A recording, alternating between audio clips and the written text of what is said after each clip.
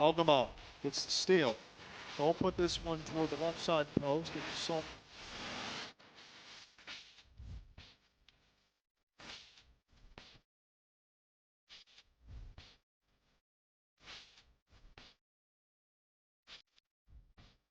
and the 2023-2024 Bill Long Memorial Cup belongs to the Waterford Sharks. Well, everybody, John Army Ripley on site for Game 2 of the MIHL semifinals. Let me get into the recap a little bit from the Facebook post sent out yesterday. Again, it just helps to keep updated with all these notes. I appreciate it alongside Frank and Kelly of the Go Live Sportscast. We're here to try to see if the Waterford Sharks will close this one out on a Sunday matinee, 1:30 start. A little bit for the Zamboni that just came out here now, so we're going to have about maybe 5-6 extra minutes of pregame. But let me get into these notes here. So for MIHL semifinals game 1, Waterford had a 2-0 lead on Alpena after the first period. It was a quick hitter 30 seconds in from Cole Halgamo. Karen Carlisle followed at 16:07. The Sharks looked spectacular early, but the 45ers kept things even keel a little bit later. They need shots though. Unofficially, the shots on goal were 18-6 to Waterford after 1. In the second period, Alpena made it a 3-1 momentarily on a power play finisher by Ben Henry. But once 4-on-4 hit, Sharks were a volcano. Groff, Polosha, Papandrea had scored a couple times. Keppel had a birthday playoff goal. Justin McComas, shots on goal 2, 40-18. It's 8-1. The final in the third period, it was a couple of goals for Jimmy Reyes and Sean Sharipa, made it 8-3. Make the scoreline a little bit closer. Shots on goal officially listed at 67-27. Alex Struble finished the third period. Graham Payne got the start for the first two. And the Sharks try to look to close it out.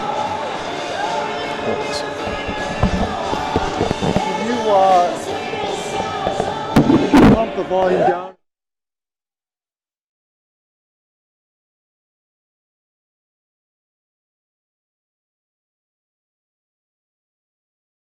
So that's our complete reset as far as everything else. Again, the Sharks have a chance to close this one out in a best of 3. We knew we were going to get an elimination game nonetheless. I wanted to make one other note here as well around the MIHL. Muskegon up 1-0 in their series, as we knew that they would be against the Detroit Warhawks for all things considered, but the score line was 5-2.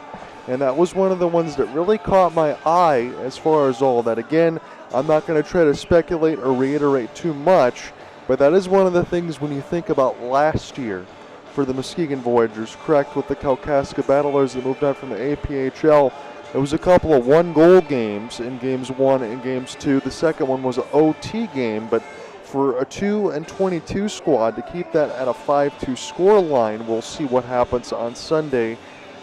As I'll follow along, probably give you that update as we get into the third period for the Muskegon Voyagers and the Warhawks, but nonetheless, that will be the Sharks' next opponent if they get the job done today. If the Alpena 45ers even this series up at a game apiece, they will play at Northern Lights Arena on next Saturday. The one change that I saw, I know it wasn't officially posted by the Sharks, but from what we had out here, it looks like Elijah Gibbons is going to get the start in net tonight for Game 2. Rule Galong did an excellent job in Game 1. Only gave up a couple of goals, especially in that third, but the Sharks, with an 8-1 lead, were kind of playing the defensive game that they needed to do to make sure that they could toke away the win, and that's exactly what they did. I have all of the Game 1 starters still circled. We'll see if the Sharks make any adjustments. Again, at number 2, Cole Halgamo. Number 10, Zach Volkowski. Number 16, Kieran Carlisle. 23, Hunter Keppel. Number 61, Andrew Polosha. Number 63, Alex Gregorich. Number 71, Spencer Bowman. Number 91, Justin McComas. And number 96, Brian Danielson round out the forwards from Game 1. On defense, number 5, Nick Papandrea. Number 6, Theo Goody. Number 20, Jake Prower, the Highland, Michigan native. Number 25, Joseph Gibbs. Number 26, Jared Siegel. Number 29, Tyler Groff. Number 77, Luke Formica was the Game 1 defensive starters. Again, Rule Galong got the start in Game 1, and Justin Yoakum backed them up, but it looks like Elijah Gibbons will be getting the start in Game 2. If anything changes, I will let you know. As far as the 45ers and for Miles Griggs' squad, I would imagine it's still going to be number 1 Graham Payne and number 37 Alex Struble in the goal crease. Struble again played that third period as the Zebras now starting to get on the ice again. We have those camera shots back there for you that I saw from the monitor of the players coming out onto the ice as we usually get in the start of it. As we got that now as the Sharks, you see Polosha. You got Ruben Galong actually skating down the ice as well, so see if he's going to get into the lineup today. But the Sharks know what they have to do. Again, I'll just make this note as well. So last season, the Sharks were 19-4-1 in the regular season. This year, they're 18-4-2, remarkably consistent as they ended it. They start the playoffs with a 1-0 record after the 8-3 win. They were 5-0. Again, they swept their way through the Gaylord Snow. Now the Alpena 45ers in the best of 3 winning 2, and then taking all 3, having to start on the road against Muskegon. And you know what? If they win today, it kind of makes you think about those same types of dreams. It makes you think about the possible reality of defending the MIHL title and winning the Bill Long Memorial Cup. Again, as I mentioned a little bit in Game 1 through some of the interviews, talking on the phone side of it between Spencer Bowman and Alex Gregorich, some of the stuff that you've seen posted on Hopeless Sports Guy. A lot of those same things. Sharks knew exactly what they wanted to do coming into this season, and that was repeat. They have all of the same prospects, a lot of the same players here. They have the same designs of the team and what they want to do and what they can accomplish and all the players to do it. All that's left to go out to do is go on the ice and get the job done. And again, as you mentioned, in between Gregorich and everything else, you build that from Indiana Tech, you build the Sharks program from the Waterford Wheel, and now the Sharks, and you look like you're on a collision course with Muskegon, as it was expected to be. And once they get the job done today, if they can do so, that will be all that's left. And then we'll figure out a little bit later throughout this broadcast, once we know things are finalized, kind of give you an idea, a little guesstimate of when I think the MIHL finals will start.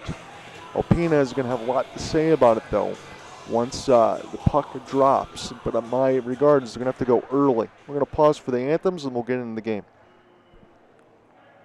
Welcome to Lakeland Arena for Game 2 of our 3-game matchup between the Waterford Sharks and the Alpena 45ers.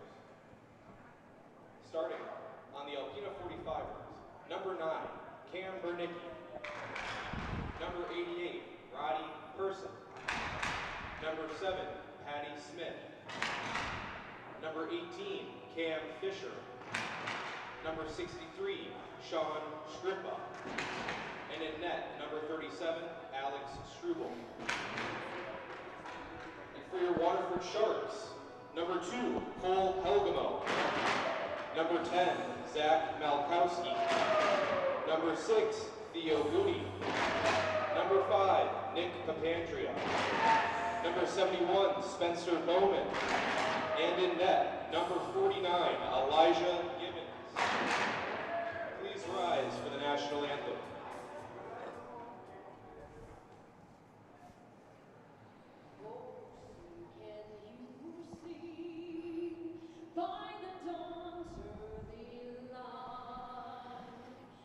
So proudly we had the twilight's last gleam, whose broad stripes and bright stars through the perilous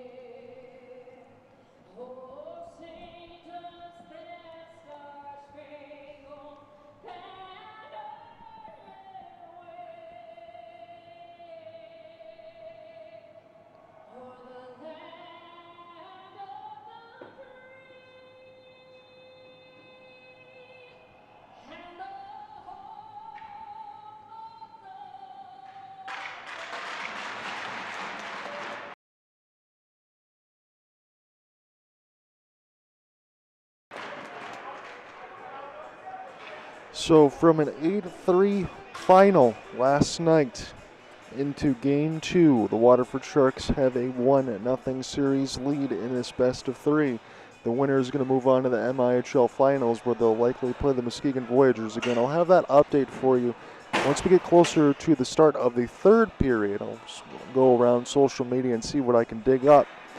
It's Elijah Gibbons in the goal crease. Again, he's going to be the new starter for Game 2. Alex Struble, who was the backup in the third period, will get the start in Game 2. Graham Payne will get set to be the backup here in Game 2.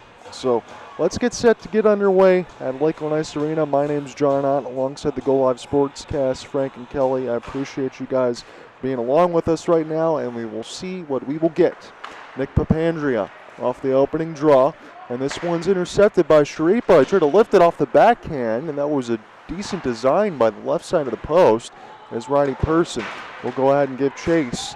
And Alpena, if they can come out with their hair on fire and try to get some shots against the new star in Elijah Gibbons for Game 2, maybe they can see what they can do. But they have to have this game if they want to keep their season alive. Again, that's all it is, isn't it?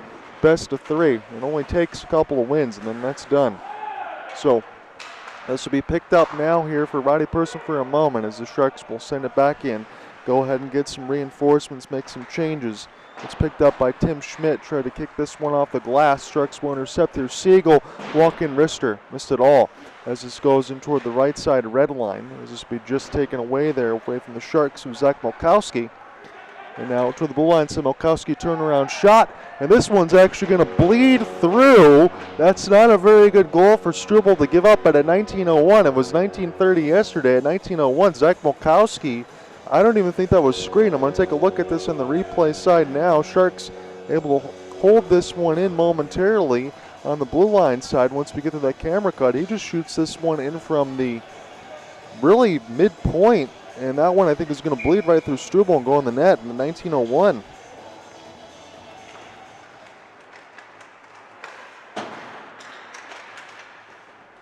So Zach Malkowski should be the one getting credit for the goal, number 10 at 19:01.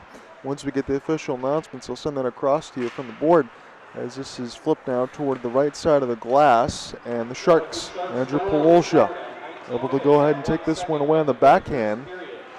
Work his way toward the left side post, and that was saved by Struble.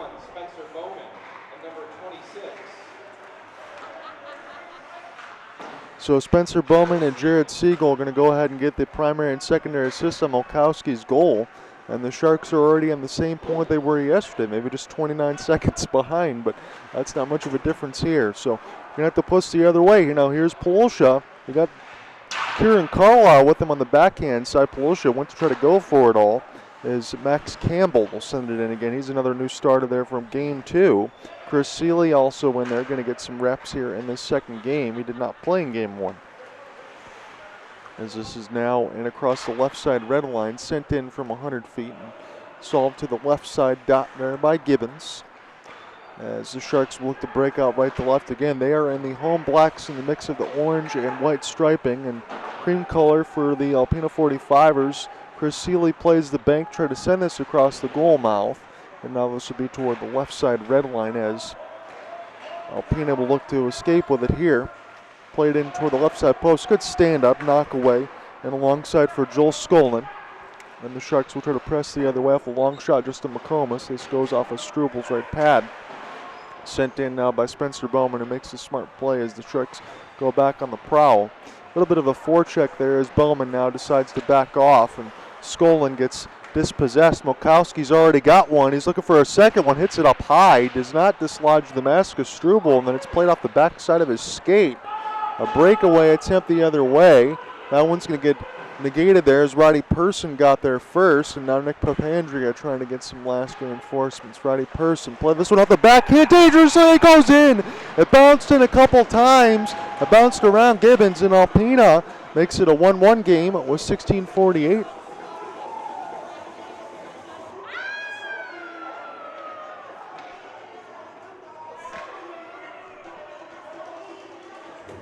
So after that save off of Malkowski from Struble, puck was sent all the way down the ice the other way. A little bit of a pinball with the traffic out in front, and Alpena will make it a 1-1 game.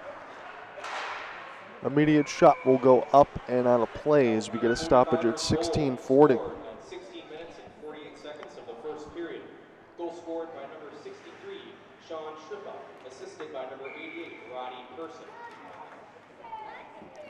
So Sean Sharipa already has a primary goal. Primary assist will go to Roddy Person, make it 1-1. There's traffic out toward the right side. Cole Helgamo was taken down, and the play at the net was stopped by Struble. You don't want to mess around with what John Stonehouse affectionately calls the junkyard dog in Cole Helgamo. Again, I haven't used that line in a while, but he can pretty much do it all. I kind of think of number 2 as Brendan Shanahan a la type offense, defense, fighting, whatever you need, he can get that done. He can play some first-line minutes. Kind of akin that to the today of Sam Bennett of the Florida Panthers, as this one will be knocked away for the moment. And Sharks Malkowski look for a centering feed for Goody as he shot it from the point and takes a crazy bounce away from Strubel's pads. He closed the 5-hole, and now Alpina try to brace the other way. Papandrea will win the hybrid ice. That negates it all. And now Whittle stutter stepping behind his own end, the left side red line, as the Sharks will look to break out. Helgamo open on the right side wing. Papandrea going to go ahead and take the easier pass to Malkowski. Nice little toe drag. Work his way toward the left side red line, takes a hit, able to stay on his feet as the Sharks work in behind the net, try to center a feed out. Spencer Bowman's got it at the point. He'll take the pass across left side, dot shot from an angle, and that was saved by Struble from Helgamo as Helgamo hunts the puck in the corner. Opportunity now, good to dispossess for Spencer Bowman, but he's just going to go back on defense here. Kind of wondering if he's just going to play that today on this side, but again, two-way responsibility for the captaincy, number 71. Alpina and Miles Grix's squad is in a full line change. As Spencer Bowman will send this one back alongside Andrew Polosha. Polosha now on his backhand, power move. It's a 1-on-4. Polosha still with it, drive in toward the net. That one saved by Struble. Now he's trying to get around 3 different 45ers. Hunter Keppel, birthday man, scored a goal the other day in a win. I shared that alongside with Josh Hill and Hunter Keppel and myself. It was a lot of fun. Picked up now for Justin McComas in his own end. McComas braced for some contact. Still got that in behind the cages. Trying to work to get the puck out right now, but Joe Scolin's not making his life any easier. The Sharks now try to get some reinforcements with 14:40 left to go in this first. It's a 1-1 game between Alpena and Waterford. Again, Alpena needs this one to try to play at Northern Lights next week. If not, the Sharks will move on to the MIHL Finals. Chance at the net. There's a lot of traffic. Deflected a couple times, and it was stopped by the left pad of Struble. Kieran Carlisle now tries to get this in the offensive end. Chance out in front and missed. That was a little bit high for Keppel as it's kept in now by the Sharks defense. Again, a lot of the forwards there playing their right responsibilities. A good rotation on the ice right now. Got the puck on a string for the Sharks. Opportunity here for Sharipa off the full pirouette. This is a great pass across, but they just couldn't find it. There was Tom Myers could have walked in, and the Sharks a little bit fortunate to break away from that. Played in off the glass now. Siegel was offsides as to brace for a hit. Tom Myers was wide open. He just couldn't receive that puck. Otherwise, Elijah Gibbons would have had to stop a breakaway. 13:53 left to go, and this first really just getting started. It's a 1-1 game. McComas and Formica taking out some signs of what they want to do. And McComas won that one very clean, but I think the ref said they dropped it too early. Cameron Fisher will be the opposition. And McComas, this one off the tie-up. Good pickup there. Always love to see when your defensemen or your forwards can go in there and help you win it. Jake Prober does it. Now the Sharks try to take this one D to D. It's Chris Seeley looking off the back skate, but Jake said he's going to do it himself. Try to look this full outsail pass out of their own end. Good dispossess there. Roddy Person tried to send this one out. This bounce into the netting. Thank goodness we have that over here because we got some expensive equipment. If I take a puck to the head, nobody's going to be able to do the play-by-play over here, I wouldn't imagine. Got a lot more sights and sounds from the Red Rink side as Sharks trying to close this one out, move on to the MIHL Finals where they'll likely play against the Muskegon Voyagers. Again, that would be a matchup for 3 straight seasons. Sharks have tasted victory and defeat at the hands of the Muskegon Voyagers, and you know Muskegon wants their comeuppance and their revenge. Max Campbell on a one-on-one will take the wrister, and that'll be held easily in the breadbasket by Struble.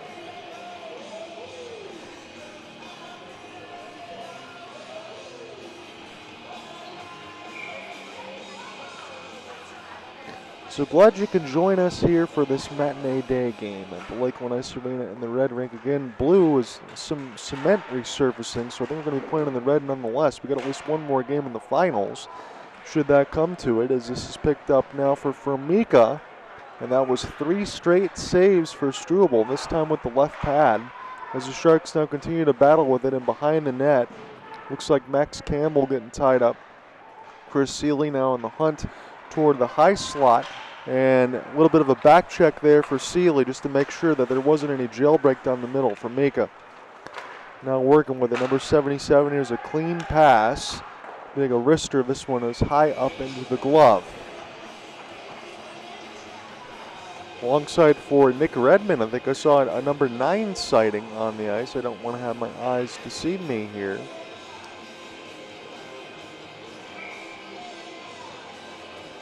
Cole Halgamo waiting on the wing, as this one is one defensive face-off zone draw for Alpena. Try to see what they can do left to right from this first. Try to look for a long outstretch pass as Papandrea will get this one now toward the right side boards. Cross ice feed. This is going to be an excellent chop here for the Sharks. Slow up here. Theo Goody can walk in, take a wrister. That one is closed off. 5-hole brush in the right corner for Struble. As it had been a busy man here in this first. It's still a 1-1 game. Now to the right side boards, Papandrea on his back skate, holds the line. This is given here for Spencer Bowman. He risks one way wide. Goody, now Halgamo trying to hunt the puck, and Goody can't watch this one across that blue line. He's got to skate all the way back. Not too much to do on that vulcanized rubber that flipped. Sharks can start again right to left. Here's a long pass, and alongside for Spencer Bowman. See what he can do, and behind the net, Theo Goody and Cole Halgamo now trying to go ahead and pick this one up. The stick goes flying on away from the camera shot. Sharks emerge with it. Here's a long wrister. It's going to bounce in. Struble had it one time, but he didn't get it the second time. And right at 11:36 and a shot from the left circle, that one's going to end up beating Struble as we take another look at this. Long wrister. And the rebound's going to end up going in. This should be credit there to Siegel. I think he was the one that let it fly.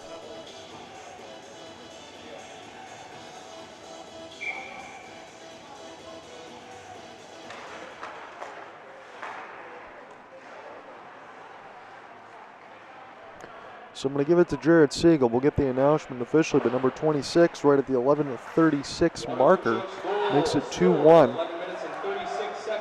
off the turnaround now. Goal scored by number 71, Spencer Bowman, assisted by number 2, Cole Helgamo, and number 10, Zach Malkowski. So Bowman from Helgamo and Zach Malkowski. That is your official at 11:36. As this will be a rolling puck. Sent back around now, just to McComas. Play some D-side duty and get everyone all set up here. Pass right up the gut will get picked off by Michael Perry. Perry now still with it, racing toward the right side. Dot and Elijah Gibbons will find that one after he stretches out with the left pad. We're almost halfway through the first stanza. Sharks now have retaken the lead at 2-1.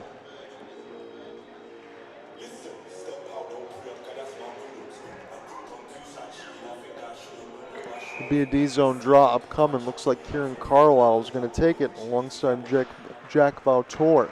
Again, Vautour, 9 games in the regular season, 11 goals, 13 assists, 24 points for the 45ers. He's one to watch. Chris Seeley now. This one's coughed up, and a great back check alongside for the Sharks, as that was an excellent play to knock it away. And now the Sharks get a chance here off of a 3-on-2. Here's a drop for Polosha. We'll circle back on the net, trying to send a dangerous feed out in front. Sharks still with it. Here's a walk-in chance for Mika as the right pad save for Struble's. Hunter Keppel gets a puck retrieval. Keppel now takes the wrister. Struble with another save as we're right at the halfway point. Sharks hunting the puck and toward the right side boards. Here's a crisscross pass here for Seeley. Try to feed this one right on the backhand side, and what a beautiful finish there for the Sharks. It's Andrew Polosha. That was an excellent goal, and it's 3-1.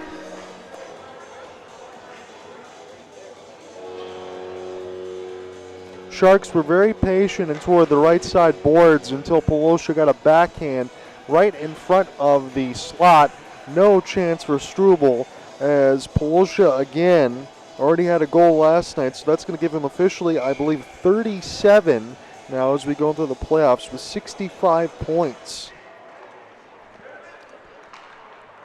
So Sharks take a 3-1 lead. Again, we've already had more event in this first period than we did in game one when it was just 2-0 Sharks. Papandrea send this one across, and this one will go right in again.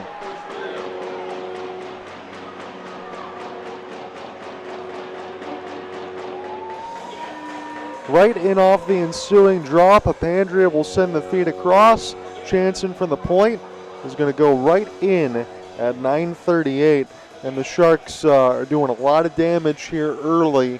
And Alpena might be thinking about what's next. They're going to have to do so very quickly here.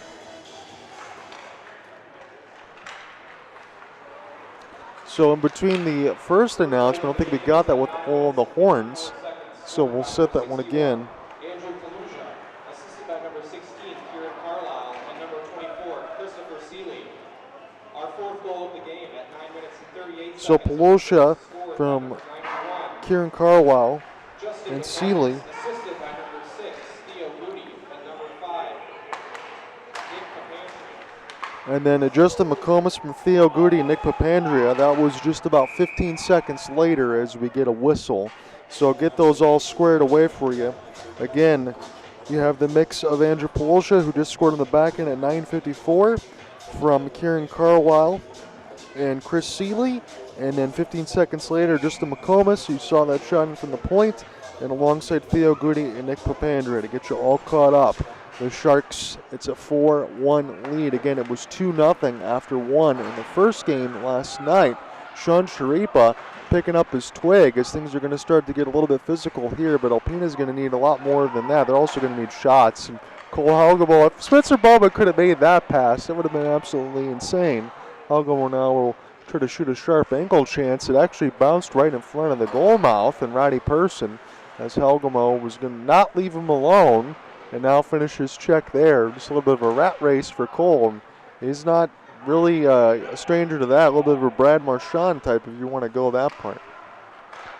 Here is a long outstretch. Cole kisses one off the glass to Spencer Bowman. Here's a drop for Cole right at the net. That was designed for Molkowski. There's a save and then a whistle at 8:16.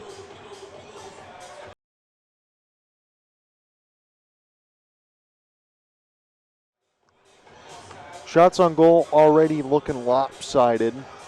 And if you think that there was going to be any difference in from game one, again, I will mention to you forthright, Graham Payne was terrific in that first period. See if we need any net repairs. Again, a couple of games ago, before we ended the regular season, there was a stoppage for net repairs. There's a hole in the net. It looked like a coal bin.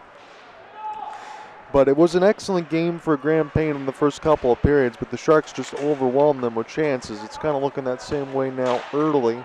Here's a long wrister that'll catch the netting. And really the only way you can rectify that if you're Alpena is you got to get shots on the other end, and you got to find a way to stay out of the box. Again, they committed roughly 5 infractions last night, and that's just about 4 too many. If you can keep this within 1 or 2, you got a happenstance chance against any of these teams. And look out over there off a rolling puck. Hunter Keppel going to take the wrister as this one will be solved into the right side boards. It goes right into a Sharks rebound. Funnel this one into the red line. Keppel now gets the retrieval off the sauce. Send this one back into the point. Kieran Carlisle spin. Try to keep it in his own end. Shovel it into the corner as Chris Seeley tried to play that backline defense. A little bit too long there for Micah. Start this one again here for Kieran Carlisle. Here's a back pass. Good spot to shoot. And the Sharks score again. Hunter Keppel. Things get a little nasty here as it's 5-1. Little razzle-dazzle for the Sharks.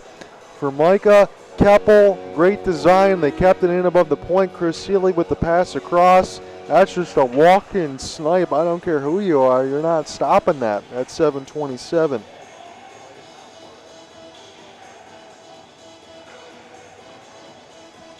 So Keppel got his second in as many days, and the Sharks comfortably up 5-1 as Justin McComas will win this one straight back. Again, Elijah Gibbons might be thinking the same thing as me. Might need a pillow in the back of the goal crease here if the Sharks continue to do what they're doing. Press on now here for Ruben DeLong. Rebound opportunity and be held by Struble. 23, Hunter Pepper, assisted by number 16, Kieran Carlisle, and number 61, Andrew Malusia. So Palusha and Carlisle already picking up a couple of points in this game, and Keppel with the latest. And Alpena's got to stop this right here if they want any sort of chance to get back into this game. Sharks get one more. You might already write this one off. Again, it is tax season as this one goes off the outside of the post. And now a rolling puck the other way will be flipped in here for Theo Goody. As the Sharks, Justin McComas almost gets that steal. And a long outstretched pass here to take this the other way for Joel Skolin. This will be closed 5-hole for Elijah Gibbons. Again, Gibbons was reacquired in the side for a 1-for-1 in future considerations of the two-time MVP Trevor Pode. But in between him and his wife since giving birth and a lot of other stuff, again, these guys play for the love of hockey and everything else. I don't think Pode was able to travel here. So not having him in the lineup is definitely a hole. Again, he played alongside the Gaylord Snow last year when these two teams met. But that's a lot of offense that Alpena doesn't have right now. And they're in a stretch to try to find it as Max Campbell trying to keep this alive at the line, finishes off a couple of checks. He's really getting tied up alongside with Sean Sharipa, and I would be surprised if he want to go. Max Campbell throwing a couple of bombs. Sharipa takes him down. That fight's going to end quickly. They were right near the players' bench, and things were getting a little bit feisty off some pushing and shoving as the sticks were up high. And I was not surprised to see that one go with some taps in there for each other, but things were getting a little testy near the bench. And now Sharipa and Campbell. Sharipa throws out another fist a little bit late as they've already exchanged some hands. I think he wants to get some cheap shots in just because of that score line. So take a look at this, and near the camera shot, it was Campbell and Sharipa doing some battle. Justin McComas off the pin. Campbell gives him a little how do you do off that push. Sharipa doesn't like it. Campbell doesn't like it either. And then they square off. And toward the right side boards, Campbell with a couple of serious overhands before Sharipa gets that takedown and tries to finish off a little bit of his own, a little bit of a smelly glove at 6:25. So welcome to the gun show here. And alongside some of those fights, again, nothing new to me alongside the MIHL, but for any new viewers that are joining us in this Game 2 of the MIHL semifinals, hope you had some fun with that one.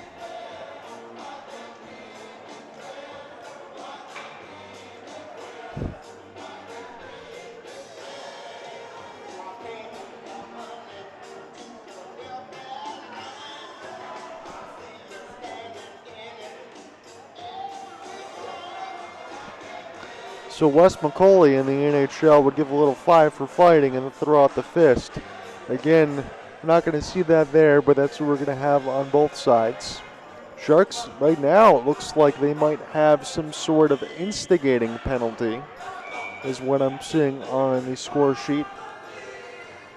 We can count the personnel on the ice. And I see 4, so I do think the Sharks are going to be at a disadvantage. That will put Alpena at the power play. But 5 for fighting, at least for both sides.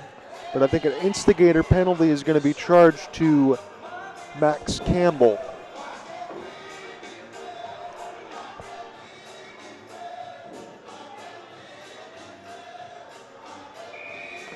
When it's all said and done, Spencer Bowman's going to take this D-zone draw. And Alpena is going to get an abbreviated, not say abbreviated, it's a full 2-minute there for them off an instigator. As we'll start this one again for Michael Perry. Trying to find an entry here is Rodney Person. Try to collect this toward the right side dot, and a pass was not really connected there. Sharks can't long flip it there. Papandreou's got too much laundry out in front of him. Cole Helgamo and one of the other Sharks were out there, a little bit of a jailbreak. Could have been a 2-on-0, but that would have been a tough pass to make. Here's an opportunity. Nice toe drag, backhand. Oh, it was stopped by Gibbons. And then a rebound is going to go into the net. And that's a power play goal for the Alpena 45ers. As my notes are starting to get a little bit long, thankfully I got 2 sheets of paper. But it's a power play goal here for Alpena at 5:46.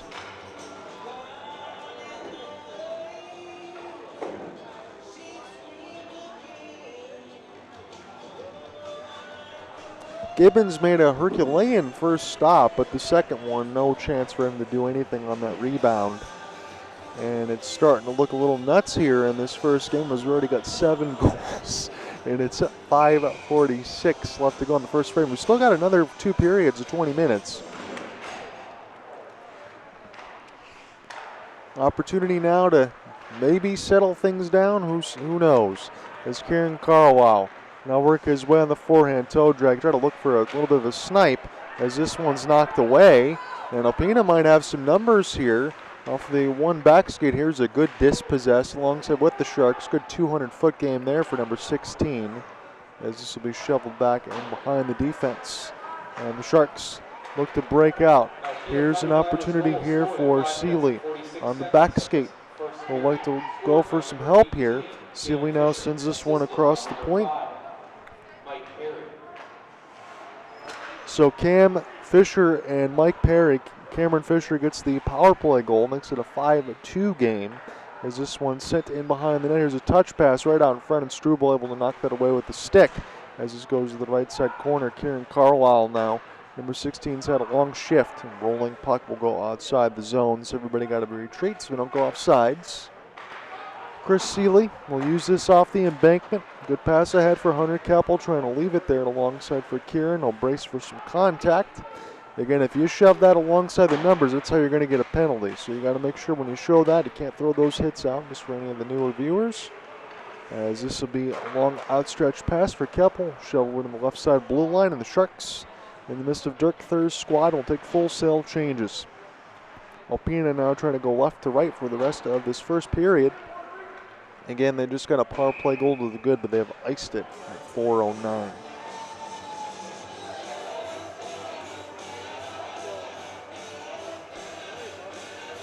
As we get some drop kick Murphys here.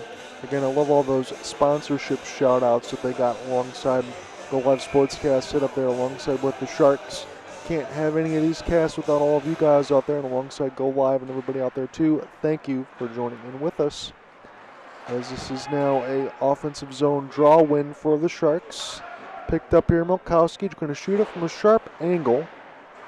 We try to relocate the biscuit here.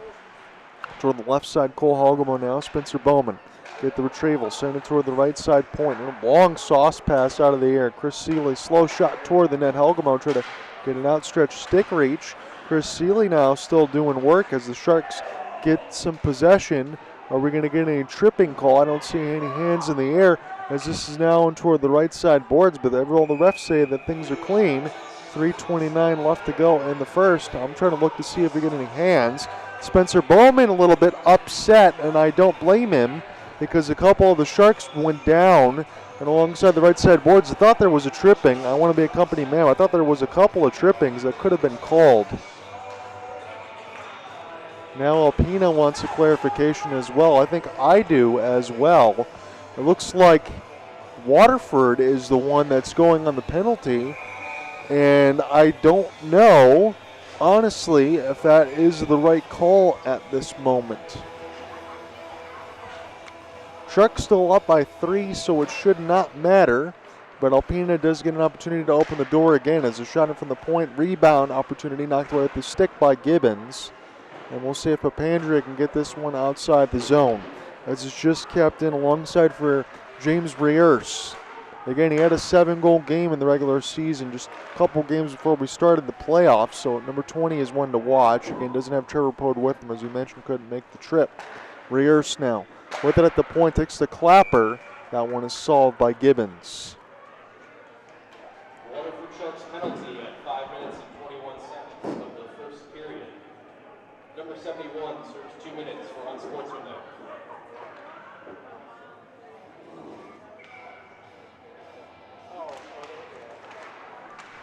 So Bowman gets an unsportsmanlike. This one into the traffic.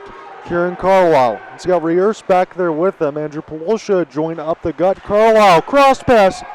And that was finished off alongside Carlisle and Polosha. How about that? A short-handed goal for the Waterford Sharks. Riers, I thought he was a hair's breadth away from making it 5-3, but instead it is 6-2.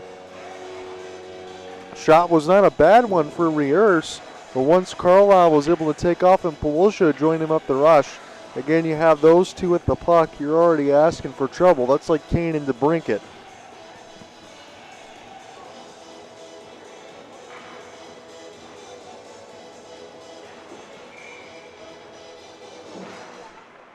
So unsportsmanlike with Bowman in the box doesn't matter. Sharks score anyway. And Polosha and Carlisle are going to team up for that one. 2 minutes and 50 seconds of the first period. Goal scored by number 61, Andrew Polosha. Assisted by number 16, Kieran Carlisle. And number 49, Elijah Gibbons. So wouldn't you know, Elijah Gibbons is going to pick up an assist. You don't normally get that alongside with the goalie, but you take it. I had to pause and look on my sheet and forget, oh yeah, Elijah Gibbons is number 49. As this one is a windmill cross, just missed the left side of the post.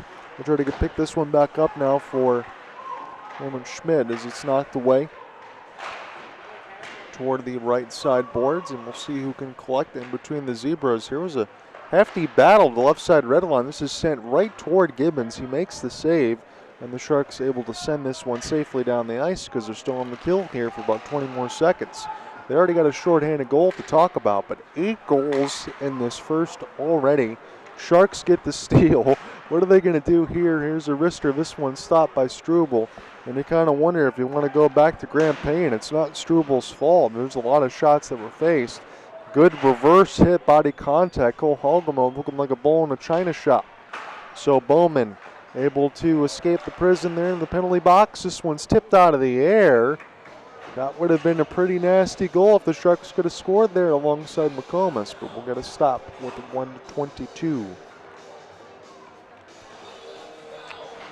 So 6-2 is officially your score line for anyone else following at home. Again, we'll get all that stuff updated there for you. There's been a lot, so I don't blame anyone down there. There's been a lot to keep track of. Again, for my notes, I'm going to have to flip the back side of my page at some point, as this will be toward the right side dot. And Alpina coughs it right up off the draw, and a slapper there gets tipped from McComas, but still saved there by Struble. This is not the way for the 45ers, and alongside, again, formerly the Gaylord Snow, that they really wanted to start this game. They've just given up so many. McComas able to kick that one away from the skate blade. Keppel send this one across the goal mouth, and now McComas gets a chance to pick this one up. Start again now for Siegel, back to Justin. A little up end on the other side. The Sharks wanted a call, they're not going to get one. Here's an opportunity for Keppel, though. The best medicine score again. Keppel tried to send this one here for Polosha near the back post, and that was awfully close. Hand in the air now, rebound doesn't matter, they score. It's Polosha, his hat trick in the first.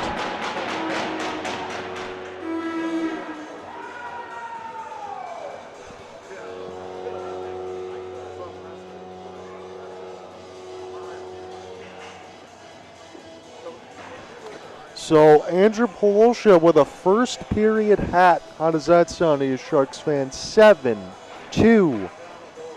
And now we are really in the territory. I did not say this yesterday. I was kind of thinking of the over-under when it was an 8-1 game. Will the Sharks get to 10? I don't think they're going to need to do much more here.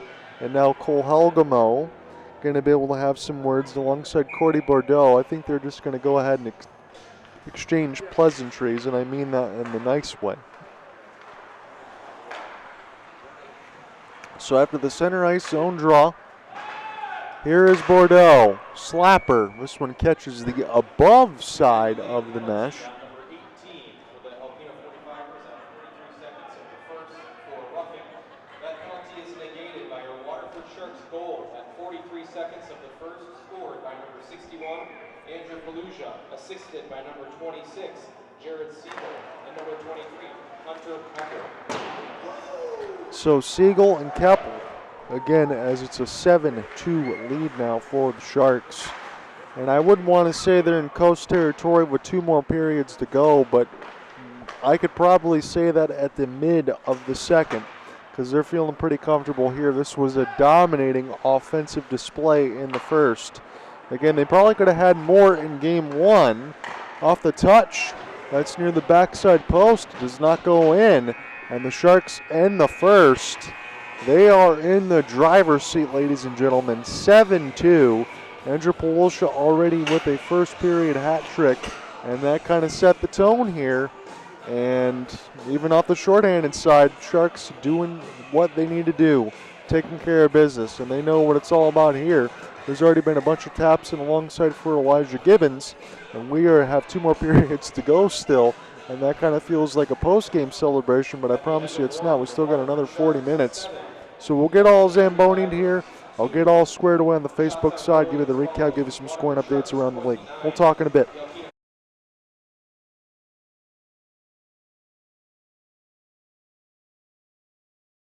All right, everybody, we're going to get started here with the second period. It was an avalanche of goals. I'll give you a little bit of the reset there alongside the Sharks steamroller in full effect.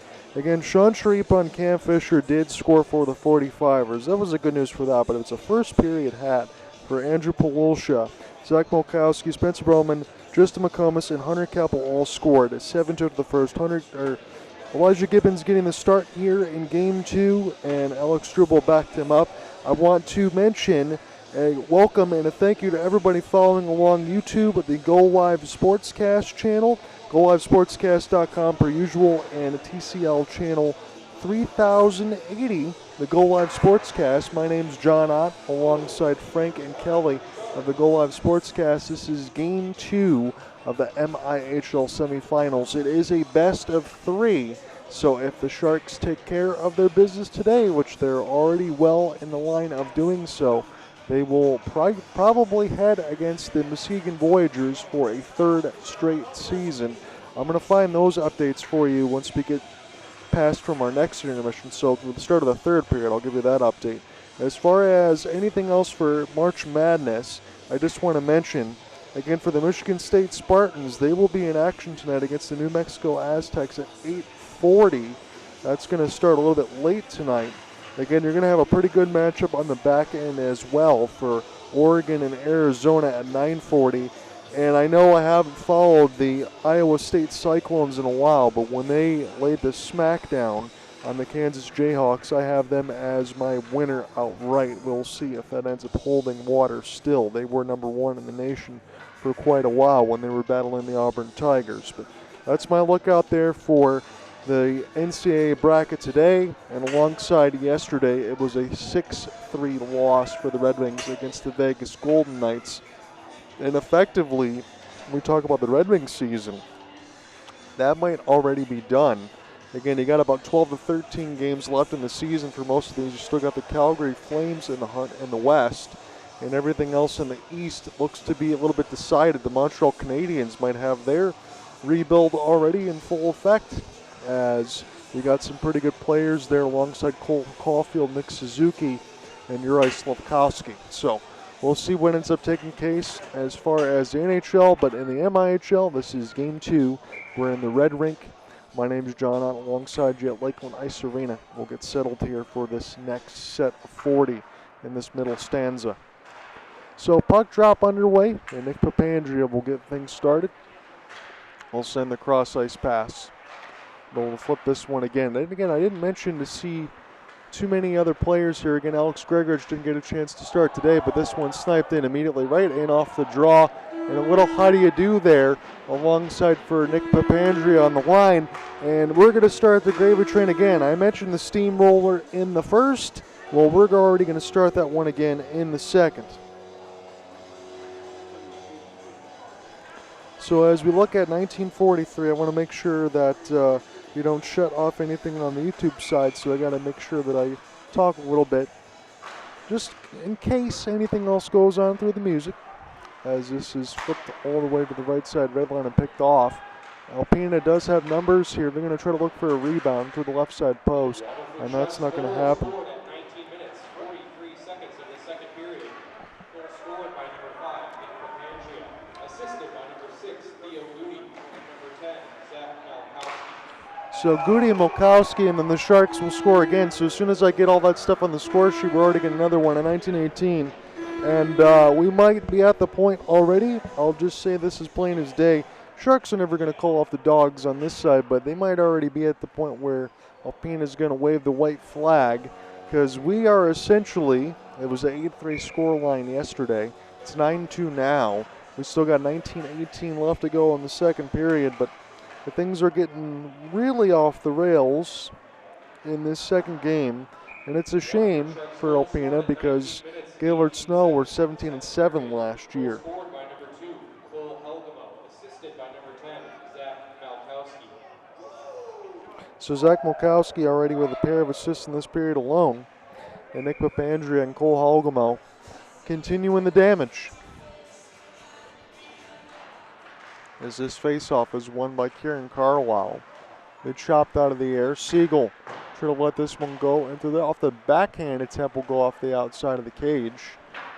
As Graham Payne now in the goal crease here for Alpena. So it was Struble in the first, Payne in the second. Again, you could switch goaltenders as much as you want, but it looks like Payne, I would imagine, is going to play this last stretch of 40 minutes. So both goaltenders essentially get about 60 minutes of action all the way across the board within the two games.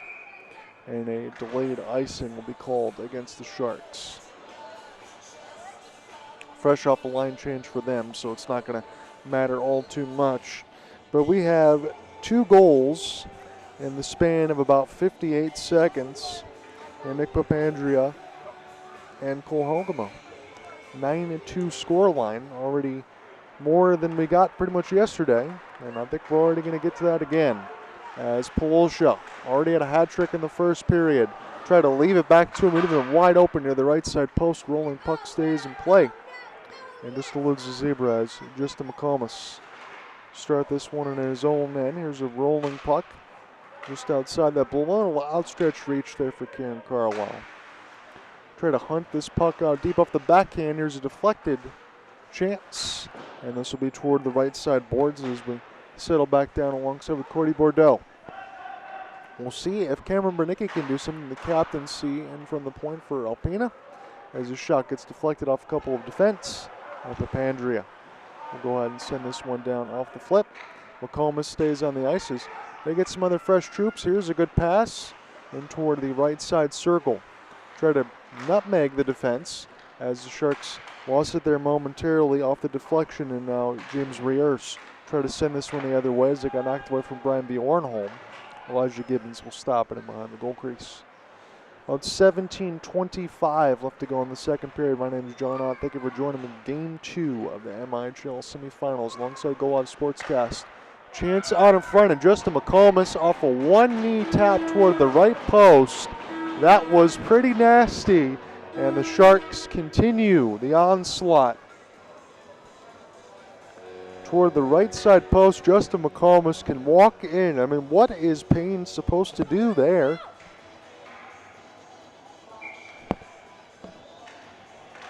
So Justin McComas scores again. That's going to be the refrain of the night here for the Sharks. Again, I should say in the matinee day game. Going to make you want to wish it was the night on the other side. As this is picked up now for McComas. Off the deflection from Jake Probert. So Papandrea and Goody getting a ton of points here in this second period. And now McComas off the lift. Sharks still trying to stay with it now as Probert pinched in deep in his own end. Again, McComas has done all the back check work as well when Jake's had to pinch, and that's what I like about it. You got a lot of offensive defensemen. You got some defense when you need it there. You got forwards that are responsible. Everybody's just kind of keeping this on a metronome, as we said there earlier, keeping the spacing and doing the damage. Playing it off the backhand now. This is right off the back skate of Payne. Going to be knocked away into the corner. Chris Seeley didn't have to get to that as Sharks will shovel it around again. Justin McComas. Here's this one for Micah, and a hit. Ooh, it hit one of the 45ers up toward the dome. on the side of Michael Perry. He's trying to get this one out. He's got to be a little bit dazed there. That one hurt him. As the Sharks now backing toward the right side. Here is Seeley. This one bounces off his skate, try to send it toward the goal mouth. That one's easily picked off the long flip. Sharipa will go ahead and give a look as Elijah Gibbons will just brush this off the backstop. Oh, what a big hit near the right side boards for Micah. He got smoked. And then we get a little push the other way. Formica wants a piece of Ronnie Person. It looks like he's going to get that near the right side boards. Formica takes him down. And now they're still throwing big haymakers for Person as he was already down the ice. I don't think they're going to allow that too much. And if I'm the Sharks, I would take exception to that, because when you're already down on the ice, you don't want to be throwing the big bombs. I don't really like that there for Person, but you really understand that Alpena is upset at the score line. We've already had 3 fights here in game 2, and the tensions couldn't be any higher, even though the score line's already decided. So Formica got hit really hard. Chris Seeley coming to his defense, and then Roddy Person goes in. So Formica, you want to go ahead and take some of this as they go in to exchange some blows. Formica got a big one and toward the right side to reverberate off a Person as we got some beautiful camera work. Good side there alongside Kelly and Frank. Good work there. And at 15:45, we're going to have some housekeeping because that was some violent fights that we had there and near the left side of the dot.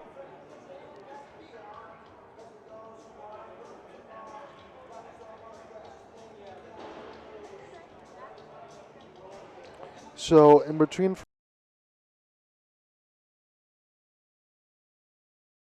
Formica and Person, and then Chris Seeley, we had some fights there. So I'll mark that down at 15:45 in my notes as we will get everything squared away. Again, I'll have to make sure that I talk a little bit over this for the YouTube side because you don't get copyrighted with the music. But at 15:45, that is when all heck broke loose. Again, I could probably get some light curse in here. I don't think anyone would mind, but we'll keep it as clean as we can. But they'll mention this in toward the left side. Anything clean alongside the laundry and the gloves. It just got pretty chaotic as Gibbons able to brush from the corner. Again, Chris Seeley coming to the defense. And Formica takes a big hit. I mean, okay, Formica takes that hit. Person wants to go ahead and finish what he started. Chris Seeley just coming to his defense, and things got a little bit nuts. I mean, we got 3 fights already. There's some big ones that we've had in this game alongside the big score line that we have now as it sits 10-2. Is this the most fights that I've seen in one game in the MIHL? I think my answer is yes, and through a year and a half work alongside with the Sharks. Again, I'm privileged to cover the home games, but as it stands, I think I can say this now with 15:45 left to go in the second. Again, we'll give our scoreline update as we start the third for Muskegon and the Warhawks, but it looks like the Sharks have punched their ticket to the MIHL Finals unless there is a catastrophe on the other end. I don't see that happening with Elijah Gibbons in the goal crate, so just be completely honest. But a tone was set, and it looks like Gaylord Snow from last year, Alpena 45ers now, are going to get some bitter medicine, and that was definitely served at the 15:45 marker, and that will be something we'll be thinking about for a while.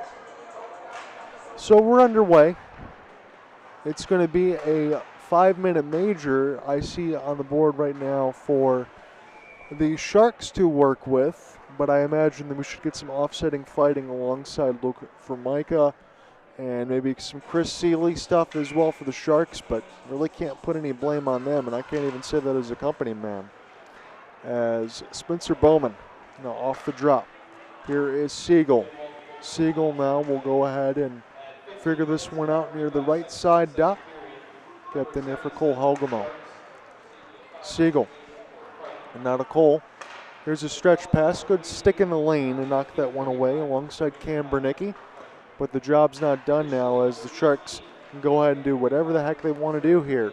Helgamo walks in. This one out toward the right side of the post and sent back down. Full sail clear. So officially it is going to be a Sharks power play. This one turned over for the moment. Elijah Gibbons went out to play it, went a little bit too far, and it's going to be a short-handed goal for Alpena. That's going to do little to change the score line, but it's going to be a second short-handed goal that we saw in this game, one for each side.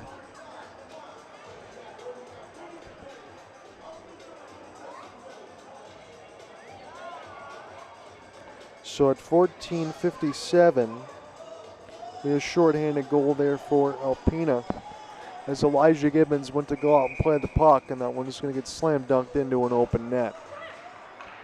Face-off will be won alongside for Joel Skolin, as Alpena will start with possession there momentarily, but the Sharks settle this one down. Kieran Carwell. 57 seconds in the second period. Goal scored by Touchdown off the backhand. Here's his setup. As this will be settled back down now in the high slot. Kieran Carlisle off the touch. One more feed as this one will get knocked away. I'll have to look at the replay on the side of it once it's done. I missed the goal announcement, but it was definitely a short-handed one for Alpena that made it 10-3. Again, we'll give you those replays alongside the Goal Live Sportscast a little bit later tonight, as this one is right in the trapper here for Payne. I always follow along with the game tape on that side alongside give you the game story at hopeasportsguy.wordpress.com. That's probably going to be around Tuesday, Wednesday. I'm going to be a little bit of a late birthday celebration because I didn't do that on Saturday because of game one. So try to get that done on Sunday. Papandrea, he's already got a couple. This one hit Struble right in the stomach. He's down, back and behind the mesh. Here's a one-timer now in from the point, and somehow Struble found that one behind him.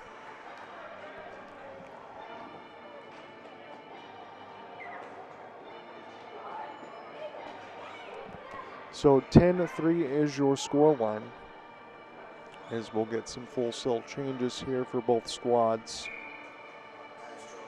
Again, thank you for joining us here in the Goal Live Sportscast, TCL Channel 3080. Goal Live Sportscast per usual. Papandrea off the stutter stop. Has this one in the high slot. Sharks kept on the outside right now with Kieran Carlisle. Go ahead and set this one up for Theo Goody. Fakes the slapper. Here comes the bomb. Big rebound. It was loose out in front of the goal mouth. It's not cleared out. Sent toward the net again. And this one's blocked aside by the defense out in front of Payne. Right in between the legs, but it's left here for Papandrea. Keeping alive on his back skate. Still trying to keep that puck on a string. Here's another chance in from the point. Sharks looking like they're going for a little bit of target practice. As this one's flipped down the ice. I think Elijah Gibbons will make this one a little more clean. Again, you can afford to make a mistake when you're out by as much as you are, but when you think about that play again, I bet you that doesn't happen against the Muskegon Voyagers, should that be the case in a couple weeks or whenever we play the finals. Siegel finds the entry by his lonesome now. Will whoop his way in behind the net. On his forehand. Still trying to survey are the Sharks. It's Cole Hogemo. Kieran Carlisle now off the spin and certainly for Cole right at the point. Fake the slap pass across. Kieran Carlisle walks into a better lane. Here's a shot that goes high and off the end boards from Zach Mulkowski. Sharks still trying to figure out something around the embankment. It's Spencer Bowman back alongside for Mulkowski as they're kept on the outside. It is 12:30 left to go in the second. Shot will go wide on the left side of the red line. Spencer Bowman gets the retrieval. Again, Sharks still a minute 35 of the 5 minutes as Justin McComas now try to leave for Bowman in between some skate blades, and all the way down was Payne, sprawled and made the save. So about 2:43 Eastern as we sit in the middle of the second. We're almost halfway through this one. And it looks like it's already been decided from the first period as we sat at a 7-2. And now we sit at 10-3 officially. As this one bounces off a Cole Hogemo skate. Again, even off the clear, and that one's not going to feel very good. Siegel. Take a rolling puck the other way. Opportunity here for Zach Mulkowski. See if he can do it himself. He almost dipsy-doodles to the entire defense. And here's an opportunity rolling all the way down the ice for James Riers. Elijah Gibbons will beat him to the puck.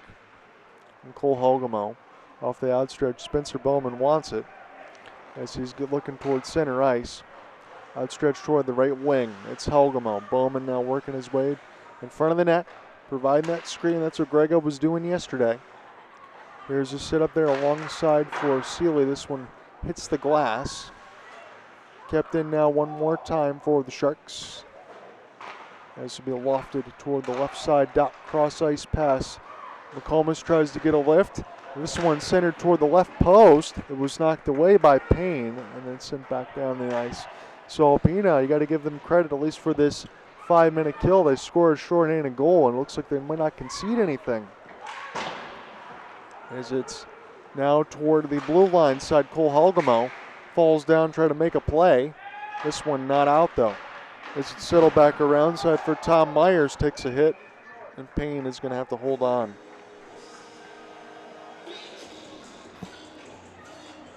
So just 6 seconds left to go here on the power play. The 5-minute advantage here for the Sharks, and I apologize for a little bit of the ramble, but once they told me about the music copyright, I want to make sure that the YouTube side still holds, so let that do justice for everything else. As Papandrea, and off the back skate, this one bounces away for Polosha, and then sent wide. The Sharks will pick this one up off the kick plate as they have it toward the right side red line. There'll be a backhand toward a bunch of traffic, and Alpena essentially clear this one down the ice. Icing should be, thought it was going to get waved off for a moment if Brian Bjornholm would get there, but no. So there's going to be some tired bodies on the ice for Alpena.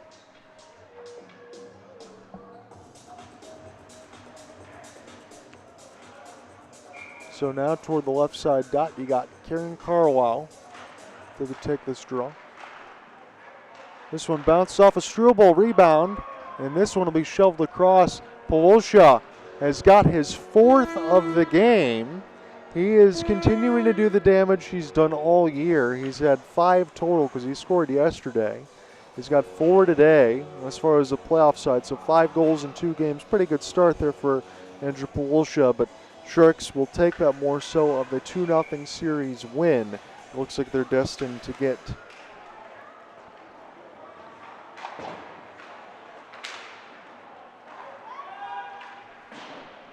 so Polosha with the latest, that's his 4th. As this one's picked off, and Patrick Smith has it for a moment here for Alpena as we've officially hit the halfway marker of this game. But man, this turned into a bloodbath. Again, blood in the water is the moniker there for the Sharks that they use that tagline. It's looked like it. Assisted by number 16, Kieran Carlisle, and number 23, Hunter Cup. So Hunter Keppel is continuing to have a good playoff there alongside the third line forward. Kieran Carlisle gets the primary assist to Polosha's 4th of the game. As we get some more physicality, Rubin getting tied up there back on behind his own net as the Sharks try to find this puck. Find an entry here for Cam Bernicki. Save there off of the glove of Elijah Gibbons. And a good touch pass the other way from Jake Prober. Kiss this one off the glass, a little bit too far for Justin McComas. He's got some pretty good speed, but that was too many strides to make up as Tim Schmidt. Now we'll have this one for Alpena. You got Sean Sharipa with him, and this shot will get solved in the corner. Sharipa now gets the retrieval. Scored one of the early goals in this game for Alpena, but they're going to need a lot more. This will be a glove save. Elijah Gibbons trying to hold on to it. He just knocks it away with the stick as players will fall in the middle of the traffic. Another shot. This one saved by Gibbons off the stick blade. Sent back down by Payne. And start this one again. And alongside for Michael Perry. Dispossessed off the long pickup, it's McComas. McComas going to need some help in his own end. Elijah Gibbons bails him out with the left pad. Sharks try to take this one left to right, but it's stolen. And then immediately Spencer Bowman. It's a one-on-one. Walks in, shoots with the wrister. This one will be knocked aside by Payne.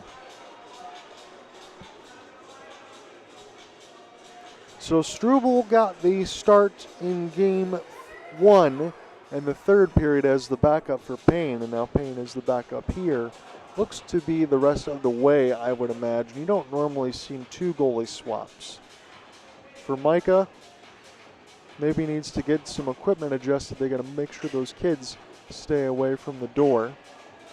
Looks like he's okay, though, as he's walking underneath his own power. Maybe just some equipment that he's got to get fixed up. You never know alongside. These games do get a little bit long. I'll just leave the rest of it to your imagination, as this will be sent back around the other way and picked up now for Siegel in his own end. He takes a big hit, able to stay on his feet, and the puck will go all the way down the ice nonetheless. And the Zebras say no ice, so we will press on. John Utter with you alongside the Go Live Sportscast. Sharks, big advantage in this one, trying to finish the job. Siegel walks in off the rebound. The first one saved by Payne, and the second one as well, as he just gloves it up and holds on. A little bit of a juggling act, but no problem there.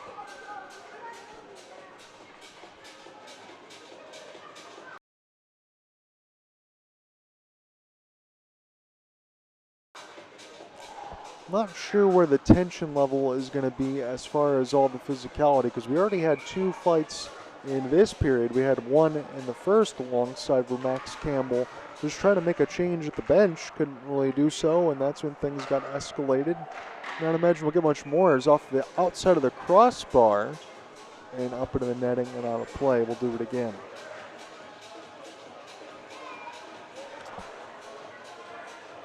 So officially, when this is all said and done, I'll give you the particulars as far as when we think the MHL Finals are going to start, but the game recap and everything else as far as the video and everything I'll put there probably be up around Tuesday. We're going to have some fun tonight to get kind of things settled in on Monday and get it finalized on Tuesday, throw it on the MHL website and all of that. As always, at hopelesssportsguy.wordpress.com. We'll throw it on the MHL Hockey Shift and all that for those that want to follow along officially. I just linked the story out after. So stolen away from Perry. Here's Cole Helgamo as we get some more pushing and shoving here. Zach Molkowski. The stick one's up pretty high. Molkowski now getting face washed. I don't like this on the side for the Sharks. Alpina's trying to take too many liberties here. I'm trying to be as neutral as I can. Molkowski is going to be the gentleman. I can know some of the other words exchanged probably won't be, but this is a little bit too much here for Alpina. And when you're losing on the scoreboard the way that you are, and you try to get the roughhouse going, I'm going to tell you first and forthright, that's not going to intimidate the Sharks. Not in the slightest. You couldn't even do the same thing against the Muskegon Voyagers, because all it's going to do is look like a coal bin on the other end. Looks like the extra penalty was definitely going to go against Alpina off the face wash that Molkowski, number 10, received. More words being exchanged alongside Cole Helgamo. And now I see Spencer Bowman going to make his way toward the door. Did they just kick out Spencer Bowman is my question, because he slammed the door pretty hard and he was not happy about it. If they kicked out Spencer Bowman, my guess would be he already got a penalty for a misconduct earlier, and when you get a second one, the refs have the discretion to say, hey, you're gone. But in my defense to Spencer, if that is the case, I'm just speculating, there is a lot to say there for the Sharks that probably could have been called, especially in the first for tripping. And I can leave it at that. Again, for the music copyright, I don't want to get too much here, but I won't try to motor mouth it either. But there could have been a lot that's called on both sides.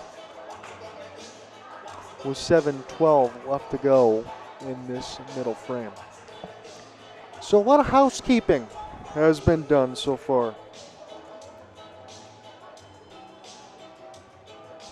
So at 7:12 officially,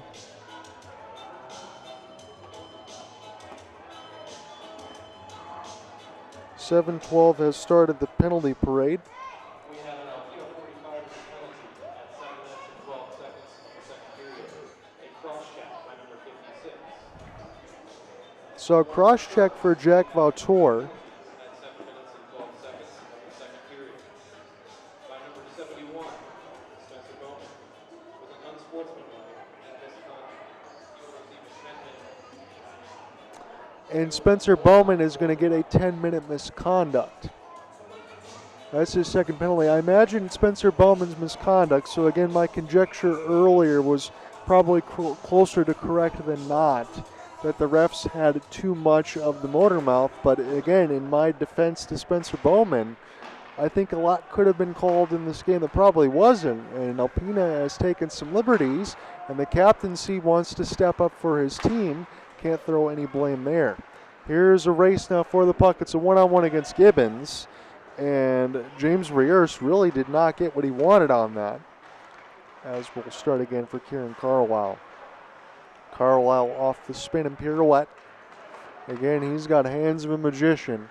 Settle now for Polosha, who has 4 in this game. Polosha take this one D to D, and alongside Theo Goody. Now for Polosha. Kieran Carlisle toward the right side red line. Set up the one-timer. That is a fantastic glove save. In for Payne. You got to give him full marks for that incredible stop. Even in a game like this, 4-on-4 play is where the Sharks absolutely dominated in game 1. And that is at least what we'll have for a minute 13. But again, Bowman's got a 10-minute misconduct, so that would settle him out for all of the second and some of the third, if that is correct. Now Zach Mulkowski on his backhand. He gets taken down toward the net, and we'll see if Alpena can race the other way. Joel Skolin try to do it himself on the backhand. This one will be solved with the left pad by Elijah Gibbons. Segal. Now for McComas off the leave. Sharks just trying to get settled here from right to left for this rest of the second. Again, you could have a laundry list of everything in this game. You could add a whole story from the first period. And again, we still got one more to go. Siegel off the reverse. Strong enough to stay with it. It's McComas off the leave. One-timer attempt, and Payne will slide all the way over to Rob Keppel.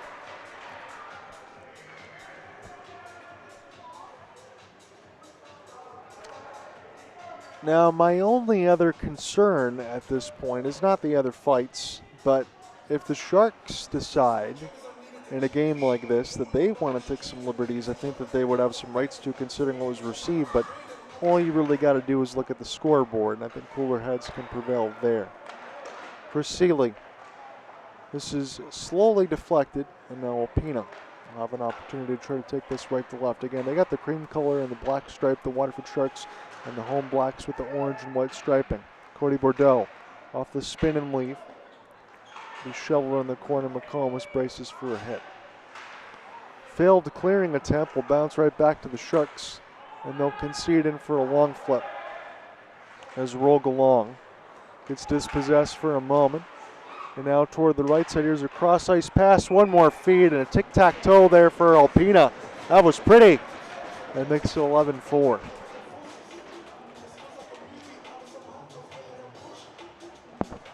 Good tic-tac-toe feed there for the Alpena 45ers. Backdoor 1T, no chance for Gibbons. That's not going to do much but to continue to add the numbers on the score clock for those that have had a long day, and alongside for Kelly down there. I know she's been busy with the fingers alongside the broadcast, Frank with all the cameras. There's been a lot to do as far as these goals as we sit in for an 11-4. And now will be a touch pass all the way down the ice. When we get those officially announced, we'll throw that across for you at 4:45.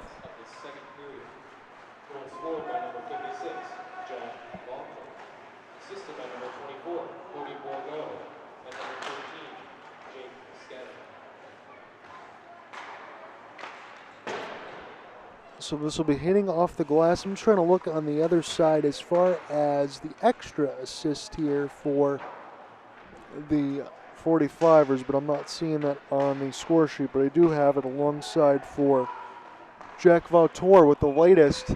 And speaking of the latest here into the back side of the post, it was pretty close at 4:09 as this one goes off the outside of the crossbar.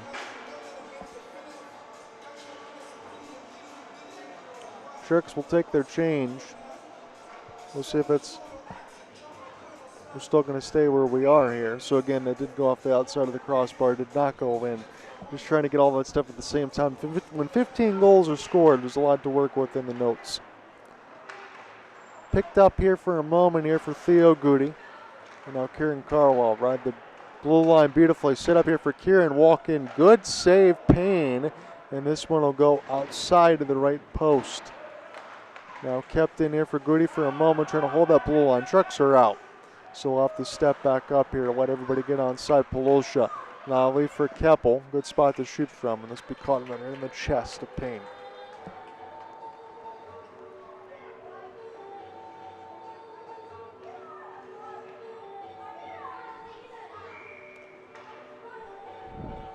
So all that's left here is the third period when we got about another 3:35. When we get toward that side of it, I'm going to leave an update.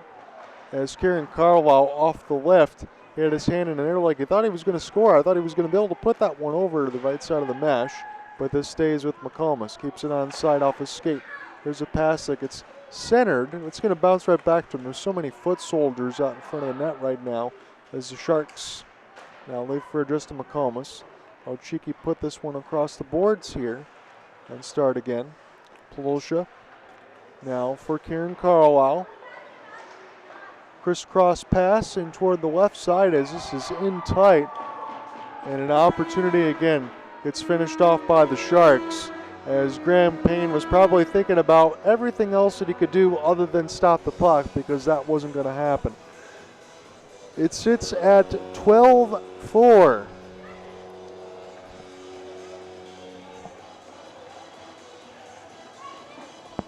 I'm going to make sure I use that second cough drop by the time we get to that third period because I'm going to need it. 16 goals in totality. An average of 6 per period for the Sharks. That is going to be able to get the job done.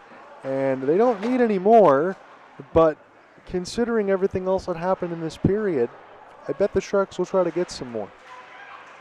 Stick gets taken out of the hands. We got a little bit of laundry there that Alpena goes back to pick up with Sean Sharipa. And a little housekeeping in front of the net. Theo Goody takes care of that off the long flip. As this is recollected here for Helgamo. He tries to lift this one short side. 61, his 5th of the game, Andrew Palooza, assisted by number 16, Kieran Carlisle, and number 23, Hunter Keppel. So at 10:19, it was Polosha from Carlisle and Keppel, and a 3:01, our latest. It's that same line again. Polosha's got 5. Have we ever seen a double hat in a game? I know it's happened before because Rears had 7 for Alpena, but a 6-goal game potentially on the line for Andrew Polosha. But again, more importantly, that big win that the Sharks are looking for to go to the MIHL Finals. Molkowski, nice move. Here's a cross pass, set it up for Helgamo off the back door, and this is long flip try to get onside with Shripa. And they're going to say offsides for Alpena, so they're going to have to skate back. Shripa was trying to hunt for offense. Cole Helgamo gets taken down. Is that going to be a call?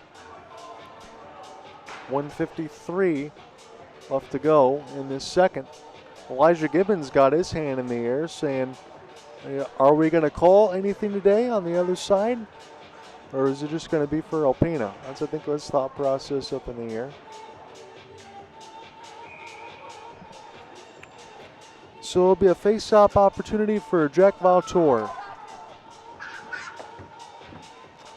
So Valtor tried to get this one on the offensive end for Alpena. Got Sean Sharipa on the back skate with him. Here's a chance.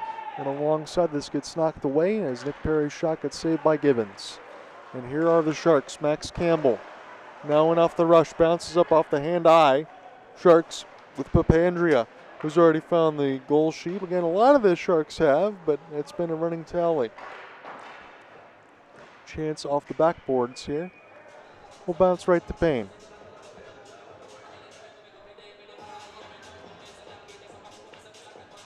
So about $1:30 left, 90 seconds to go here in this second frame.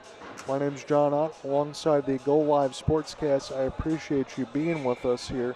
And between the website Go Live Sportscast, TCL Channel 3080, Go Live Sportscast on YouTube.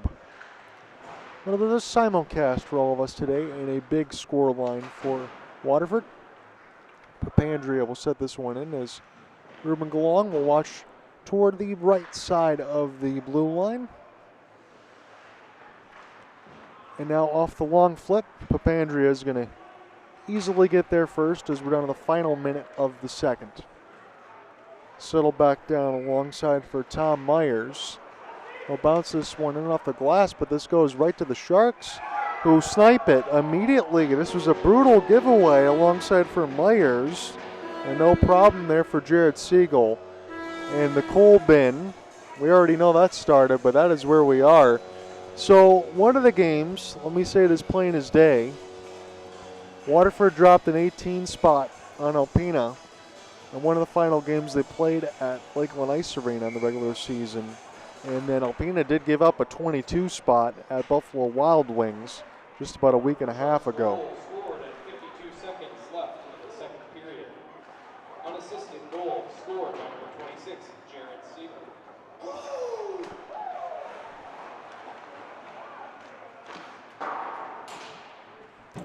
So my official third period start, I'll be using the second sheet of paper because that's how much we've had. Max Campbell now off the clear in. Max Campbell will try to get to it as this will be deflected away, and now Alpena get a chance to start again. Alpena's got 4 goals. They got more than they got yesterday, but they gave up a whole heck of a lot more as we're down to the final 10 seconds. No ice mercifully. We will end the second period. The Waterford Sharks already scored 7 in the first. They score 6 more times here. Alpena does get a couple more, but it's 13-4 after 2. When we come back, I will give you the update as far as Muskegon all the way across. We've still got another 20 minutes left to go. I'll give you the other updates on the Facebook side as far as the goal score tallies, because that does help me as well as far as the game story. Those should be up around Tuesday, Wednesday. But we got 20 more minutes left to go on this one. MIHL final, semifinal, game 2. Sharks going to be going to the finals. We got 20 more minutes left. It's 13-4. Come back.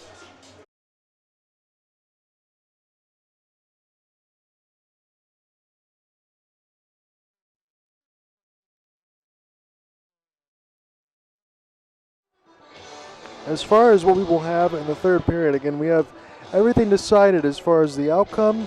Now we just need to figure out what the final score is going to be. That is anybody's guess as it sits at 13-4. Let me see if I can give you an update as far as the Muskegon Voyagers. Look across their page. Again, their update is after one period, it's 3-0 Voyagers, goals by Taylor Pitcher and Zach Cuthbertson. And that's all I'm seeing right now. So 3-0 lead for Muskegon against the Warhawks. Again, they ended up winning that game 5-2 last night. This one is 13-4, and everything has really already been decided. I'm going to give you the second period reset just in case there's any of you that haven't been following along across this entire game. So there was a lot. 13-4 is our score right now. Cordy Bordeaux and Jack Vauteau scored for the 45ers. But Papandrea, Helgamo, McComas, Polosha all score. Polosha has a couple. He's got 5. But here's the big note for me that I want to mention. The captaincy, Spencer Bowman, number 71. He got a 10-minute misconduct. It was the second penalty of the game. Now, for me, I'm not even just saying this as a accompaniment. I'm being completely honest. There's no blame. Roughhousing has been rampant. We already saw fights from Max Campbell and Sean Sharipa. And then the first and then the second period, Rodney Person and Luke Formica. Liberties had certainly been taken in that second period. And in my humble opinion, just being as completely honest and forthright as I can be, the Sharks certainly in their right to try to take advantage of some of that stuff if they want to in the third. And I feel like Spencer Bowman probably was stepping up for his line mates and was upset that some of these were not called. And he was probably right. So he's going to miss most of this second period, I would say probably for about 4.5 minutes. If everything is in particular, unless he's been tossed from the game. I didn't hear anything about that. But he was stepping up for his teammates and some of these liberties as reverse hit Olkowski. This one will be sent back down. Picked up by Papandrea and then deflected as Sharks look to break out here for Cole Helgamo. Helgamo now will play his backhand as they'll circle this one around for Max Campbell. Campbell now off the leave. Here's a good sauce now for Papandrea. wrister will kiss the glass and go up and out of play. I do want to pass this alongside from Mama Shark Laura Gregorich. Golf with the Waterford Sharks, Saturday, June 14, 2025, the links at Crystal Lake Golf Course. And then it's the third annual golf outing, Saturday 14th, at the beautiful links at Crystal Lake in Pontiac. 8 warm-up in the morning and 9 a.m. tee-off. $500 for a foursome. Registration and fees due by June 1st, 2025. You can contact Laura Gregorich at 248-807-2162 or at lgregorich.wfsharks@gmail.com. Whole sponsorships, you can contact the general manager, Nick Parrott, at 248-887-0703. Want to make sure to get that shout out there as long as the broadcast, and that's around the 1845 marker of the third if you need any reference as far as broadcasting notes. Kieran Carlisle work his way toward the left side. Dot leave for Keppel, extra pass, and this one will be blocked to side. Alongside the pickup of Cam Bernicki. And have to start again for Alpena. So let me flip this one across now as far as my notes, because we have a lot of papers out in front of me to get all the announcements, to talk to everybody about TCL and the Go Live Sportscast, appreciate on the YouTube page, alongside the website per usual, and everyone else joining in on this one. It's been a matinee day blowout for the Sharks, and I did get the official word before we started the third period that the MIHL finals will begin this coming weekend. So there will be the ice time reserved just in case everything else did happen as expected, and it looks like that's going to be the case. So as it stands, the MIHL finals will begin on Saturday and Sunday at the Lakeshore Sports Center in Muskegon. This is Jared Siegel, unless we get anything else in particular with the Warhawks, but I don't think that's going to happen because last check it was 3-0 for Muskegon. 17:30 left to go in this third as the puck is in the left side corner of our blind spot. Be recollected now for Siegel off the step up. As the puck is still sitting in that same place right now. Here emerges Max Campbell, and this will get picked off the other way for Joel Skolin, who's got the puck. And off the back pass, but a little bit too much there. As the Sharks will get repossession, will cough it up, and this one will be sent back in for Michael Perry. Elijah Gibbons will come out of the goal crease to play it. Sharks will try to take this right to left as a slap shot will go into the back of the net. So not much celebration there for the Alpena 45ers, but they will add one more to the goal total. This one got just taken away right in the middle of the dots. A little bit of a cough up there for the Sharks. A couple of goals that have probably been uncharacteristic as Elijah Gibbons went under the goal crease, got messed up on a shorthanded, and then the one giveaway there as it sits at 13-5.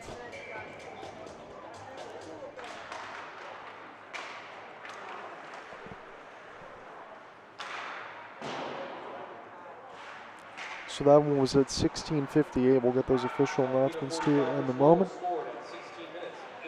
Toward the right side, Payne will fall on it.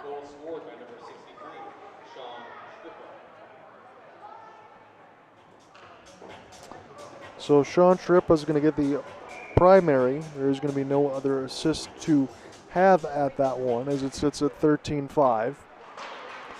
If Alpena gets maybe 3 more unanswered in the span of about 4 minutes, then we might have something to talk about here. But that's really all there is to it right now. They would need to score in bunches.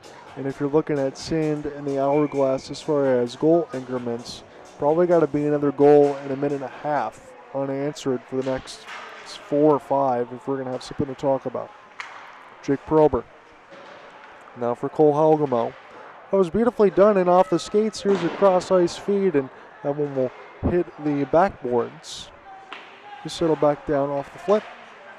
And picked up by Molkowski. Now here's a race for it as walk-in Shupapandria. He missed it a little bit high, and now an opportunity off the stop.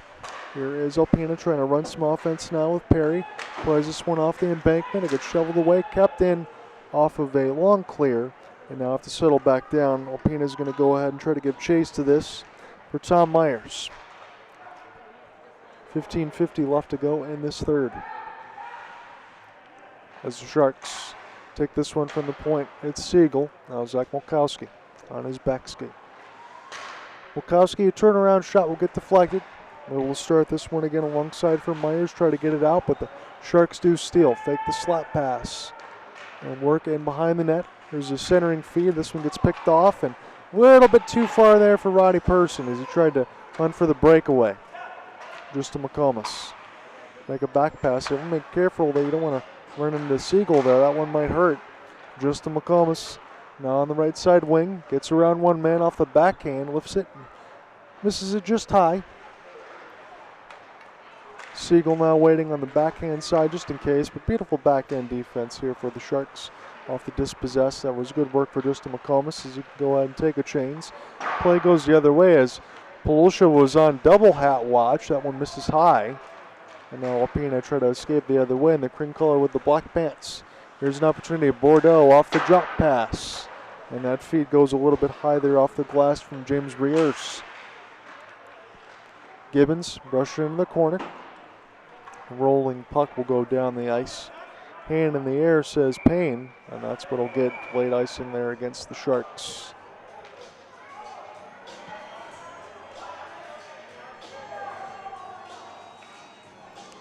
I think they're just discussing where they want to drop the puck. As the Sharks are just going to do this one at center ice, it looks like, with Kieran Carwell. Jack Lautor will be the opposer. Kieran Carlisle going to go ahead and win this draw as Hunter Keppel emerges with it. Keppel now toward the right side dot, takes a shot in front of the traffic. Polosha, that was a backdoor save. Just able to get a pad on it there was Payne. Now Seeley will throw it ahead. Be recollected alongside for Cam Bernicki, and then immediately intercepted by Nick Papandrea. Papa G's pretty smooth with the puck. He'll take a long flip there and beautifully done there for the Sharks. They got Polosha on the off wing with Keppel. Sends it across for Andrew, trying to get him his 6th goal of the game. This is kept in by Seeley now off the shot. And Payne's got a hold of it as he falls down in a full sprawl.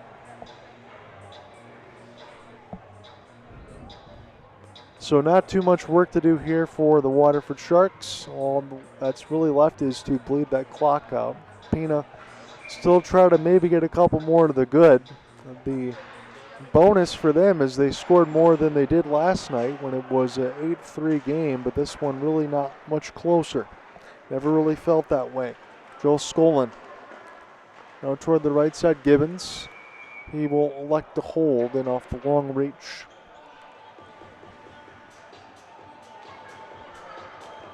So we look to be aiming at about a 4 o'clock Eastern release as far as when this game is finalized. I'll try to give you one more update as far as the Muskegon Voyagers and the Warhawks as well. But again, last hold for Muskegon in Game 2. They already won Game 1 5-2, but they lead 3-0 after 1. Perry gets dispossessed. Mulkowski now. It's a 3-on-1 for the Sharks. Helgamo missed it all. Blows a tire, but he's going to be safe there as a pop back up to his feet. And now Opina, Patrick Smith.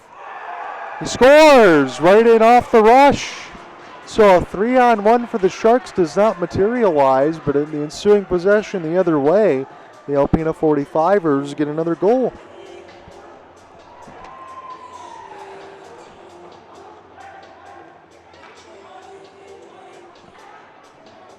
So right at 13-12, it's back-to-back unanswered goals here for the Sharks, or for the 45ers, and we will see if anything else materializes. Graham Payne is just going to go get a little bit of a Gatorade break as I see him go back into his net. But it was a 3-on-1 for the Sharks, did not materialize, and then right the other way, the 45ers on the counterattack score. Off the long shot, this one bounces off the stick of Givens and up and out of play. Alpena 45ers goal scored at 13 minutes and 12 seconds of the third period. Goal scored by number 7, Patty Smith, assisted by number 13, Joel Skalin, and number 10, Brian Bjornholm. So Patrick Smith from Joel Skolin and Brian Bjornholm makes it 13-6. Couple unanswered goals for the 45ers. to make the score line a little bit closer. Again, they're still going to need a couple more to at least keep my 4 eyes thinking about some other things, as this is a 2-0 for the Sharks. McComas cross touch.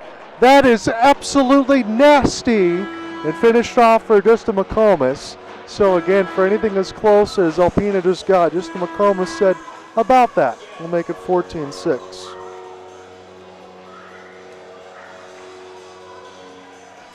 So when you get the jailbreak the other way, you got to make it look academic, and that's exactly what the boys just did at 12:36. The 20th goal of the game. Was that the prettiest one, is the question.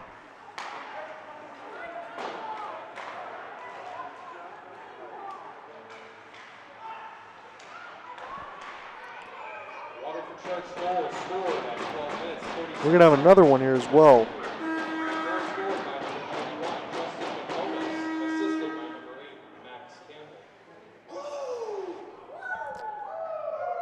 So 91 and 8. I wanted to make sure I was quiet enough. I apologize for missing that goal call. There's been a lot of them for the Sharks. Just want to make sure I got the actual numbers there right for the story. And now we got to finish off alongside for Kieran Carlisle as the latest. So 15-6. Again, Kelly's doing a better job than I. I'm almost struggling to get him in an abacus down here. As Nick Papandrea, and off the rush, offsides with Keppel. Goal scored by number 23, Hunter Keppel, assisted by number 16, Kieran Carlisle, and number 6, Theo Goody. So Keppel's got a few, Kieran Carlisle does, and now Theo Goody with another assist.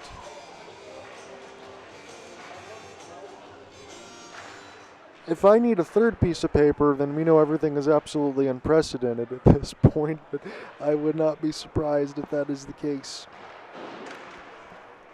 So Sharks start with puck possession again is Kieran Carlisle on his back skate.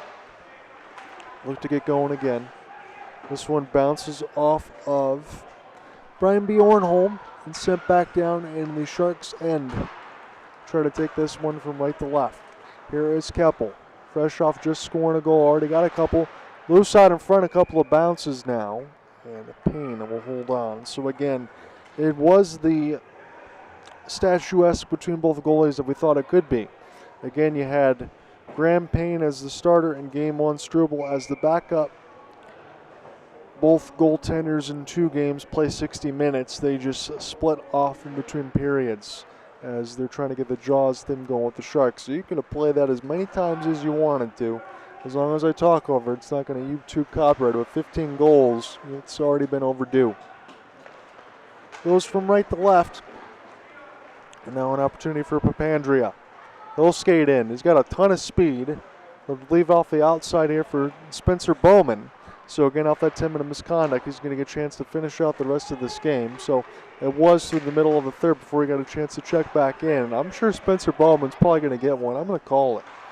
As this is toward the left side. You know he wants a fever pitch considering everything else that happened. And again, I said this in all honesty in front of the notes. I'm not going to put any blame on the captaincy for stepping up for his teammates because there was a lot of liberties. Sharipa. And off the drive, good save. Gibbons, he gets all tied up. Again, the Sharks aren't going to like that. Siegel now. And behind his own net off the lead for Milkowski. Long outstretched pass for 71 off the back skate. Good feed. Hogamo scores! That was pretty nice. A one touch there for Bowman. Lead for Cole Hogamo. And that was a crisp pass. 16-6.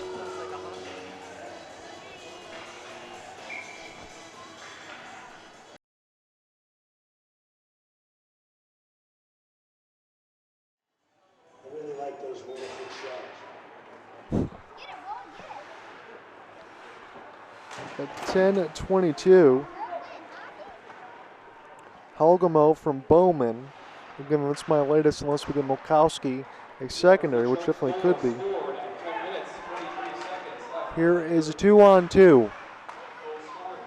Chance for Gibbons off the left pad as someone got knocked away, and Tim Schmidt. Now we get some push So I did get that right on the first time, so I feel good about that. Helgamo from Bowman and Milkowski at 10-22 as we're halfway through the third.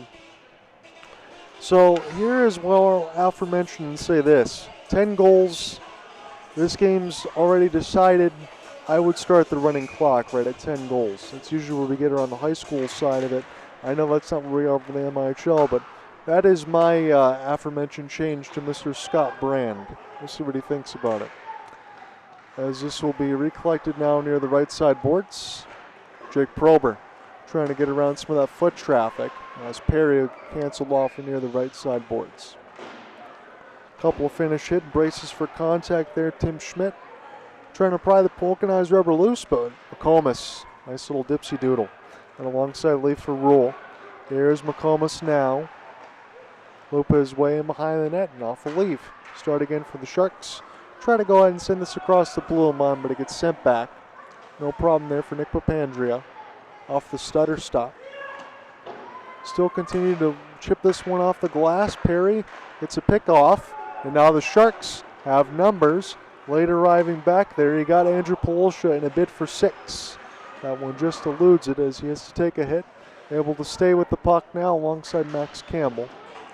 Will this get cleared out of the zone? No, it won't. Theo Goody keeps it in. Now Elijah Gibbons off the look. See what he can do here. That one goes just wide. Elijah Gibbons didn't give him much to shoot at. Here for James Riers. And now Polosha. Chance from the corner, big rebound. Riers will get to it near the right side of the boards. And off the long flip. Sharks will intercept. Here's an opportunity for Papandrea. Papandrea now on his backhand. He gets denied. Rebound goes just behind the mesh. He tried to center it through the blue pink. Siddle back down now off the long clear. Elijah Gibbons. Siddle handle this. Go ahead and kiss it off the glass now for Papandrea. Theo Goody off the touch. Gibbons got to get back out of his goal crease again. A little awkward there trying to retrieve. This net's wide open. And for the second time this game, Elijah Gibbons, this time he was near the right side boards. That's no exaggeration, but for the second time this game, the Alpena 45ers are going to get a freebie, and this time at 8:01 of the third. So 16-7. That's pretty much an empty net goal, even though it's not going to be classified as one.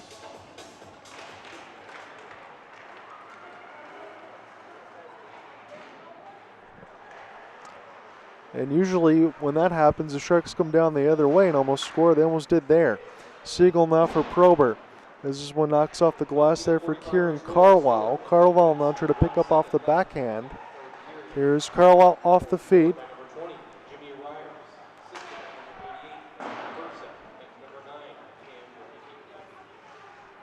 So Cameron Bernicki and Roddy Person will give the primary secondaries there. And alongside for James Riers, who's got one. That's one of the easiest goals he'll ever get, as it's 16-7. Jake Prober now in toward the right side boards. Here's a shot for Polosha. This gets deflected in between some skate blades. Sharks will be able to keep it in for Siegel. Now an opportunity for Hunter Keppel on his backhand off the sauce. It's a good pass here for Prober. Try to shoot that one high. Good glove save for Payne right at 7 minutes. So I can't read too much into what gets out of hand and what doesn't.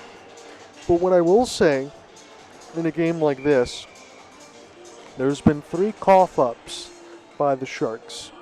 2 of them from the net side, and then 1 that was picked off in the middle of the slot. You can't have those happen against the Voyagers, but in a game like this that has been so lopsided, you can forgive some of those mistakes. But I do expect on the defensive end, when needed to be, when you're playing against guys like Riley Picture on the back end, who's premium of Jack Hudak in the goal crease next week, that some of that will be cleaned up. What's appropriated now on the ice is a Waterford Sharks power play for a delay of game. Again, only because of the hitting the netting, it stays in there, but it's going to be the Sharks power play. does Elijah Gibbons, and this is just me calling my shot, this would be Babe Ruth, does he just take a shot at the net considering what the score line is? That would be something completely new. Again, you can laugh about that, but again, this is where we are as far as the score line. Here will be an opportunity, a no-look touch pass there from Bowman to Helgamo. And the Sharks have possession in the offensive end. About 6:15 left to go in the third. Cross-ice feed, Bowman. Now for Siegel, Papandrea. A one-touch back to Jared. Let it go into the traffic, and this one will be deflected off the left pad there of Payne. Sharks have possession in behind the net. This will be just picked up off the back skate. Sharks now try to press there. Siegel took the stick right out of the hands of one of the 45ers. That lumber went flying. We'll start the other way now for Gibbons and slowly put around the embankment. Got about 5:45 left to go in this third. John Eder with you alongside the Go Live Sportscast. Thank you for joining in alongside the YouTube, TCL, and everything else through the normal stream. Go Live Sportscast per usual. Spencer Bowman, as that pass eludes the outstretched stick. Now it's Papandrea. Bowman off the give and go. We'll take the wrister. This one goes up and out of play.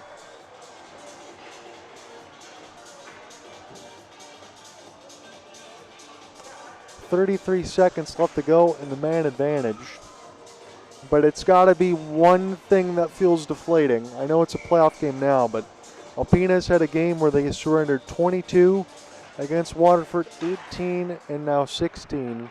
And there's just not much to do except lick your wounds and move on, and that's what they're going to have to do, as the Sharks will be moving on to the MHL Finals, and Alpena is going to take that long bus ride back. He's settled now for Theo Goody and Andrew Polosha, who's still on 6-goal watch. Kieran Carlisle off the stutter stop. 5 seconds here from returning to full strength for Alpena. Kieran Carlisle, as the Sharks have kept to the outside. McComas wanted the 1T in front of the net. I think the pass didn't hit. He didn't fan on it, just didn't hit his blade. So we're down to the final 5. Sharks now off the leave. And it's Kieran Carlisle. Try to start this in his own, nice little soft sauce pass, but this will get picked off here for James Reyes. He's got the latest for Alpena on his team. This will be held by Gibbons. 4:30 left to go in this third. And let me see right now if I can give you another update quickly as we're getting close to closing time, little semisonic. Again, they didn't like the ads that one of the campaigns were using. I'll just leave your imagination at that. But I saw that all over social media. Face-off win and alongside for Waterford. I'm going to flip back up on the Muskegon page really quickly as this one tipped out in front. There was a good stop by Gibbons. Traffic at the net a couple times. And this will go into the left side red line where the players will come together. Justin McComas trying to find this now as Alpena will send it in deep enough for Tim Schmidt. Try to get a puck retrieval. Send back and around the end boards. Sharks still trying to work their way out of their own end. They'll do so now finally cleanly off the flip. Rolling puck recollected now for the Central Michigan product and Justin McComas. McComas now will get pinned against the end boards. Get dispossessed for a moment as Alpena tries to get that long flip. This looks more like an exhibition than a playoff game as far as Alpena being able to get those goals, but Sharks really took it to them early and had complete control of this one. McComas. Now off a 3-on-1. McComas now feet out of the air. Slap pass, that one will go wide as Alpena was in the middle of a change. That was a good back pass in the midst of everything that was going on. I think we're going to get either a tripping call or an offsides. I think a trip's going to be called against the Sharks. Right now, upon last check, I still see 3-0 for the Voyagers. No change just yet.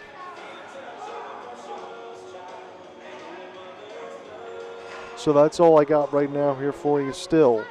If we got any other updates that I can get to, I'll relay those. So neutral zone draw, no tripping, just an offsides. As we get started again, and alongside with the Sharks. Long outstretched feed, it's Cole Helgamo. Helgamo off the leave, and that is going to get put in the back of the net. Spencer Bowman said he was going to get one considering what happened to him in the second for the fighting, the misconduct, and all of that, standing up for his teammates. He makes it a 17-7 game. And even in a blowout like this, I'm happy for number 71 to see him get some due diligence and some justice there.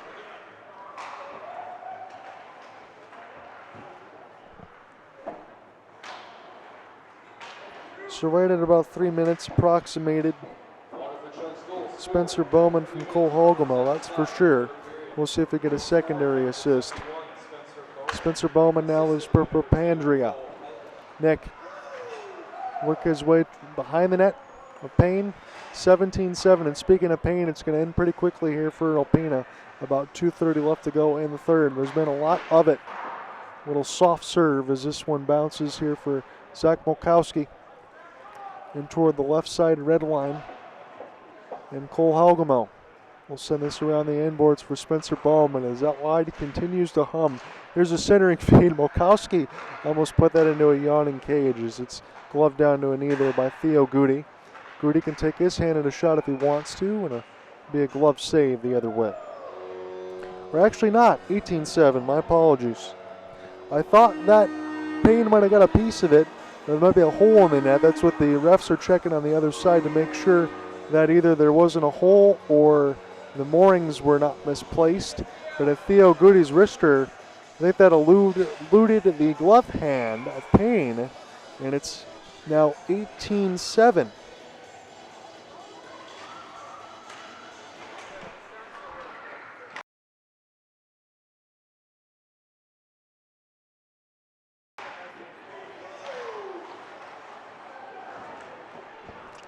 So Theo Goody with the latest. The Sharks are 2 minutes away to try to get to 20. Do you think that they're going to get there? I asked that when you're going to get to 10 last night when it was 8-3. Now it's 18 goals. So there has been a lot of them for the Sharks. And again, if you're keeping count at home in the last two playoff games from yesterday and today, the Sharks have 26 goals and Alpena has 10. So no shortage of offense. Andrew Polosha. He's still on the hunt for 6. See if Kieran Carlisle wants to feed him one. Polosha on his backhand. He gets his 6th goal of the game. Andrew Polosha makes it 19-7.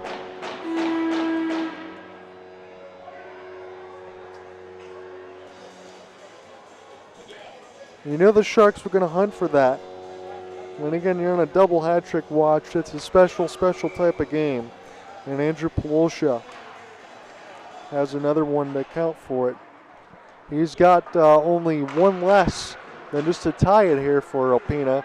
And when you have that type of game, that really means that you're a special player.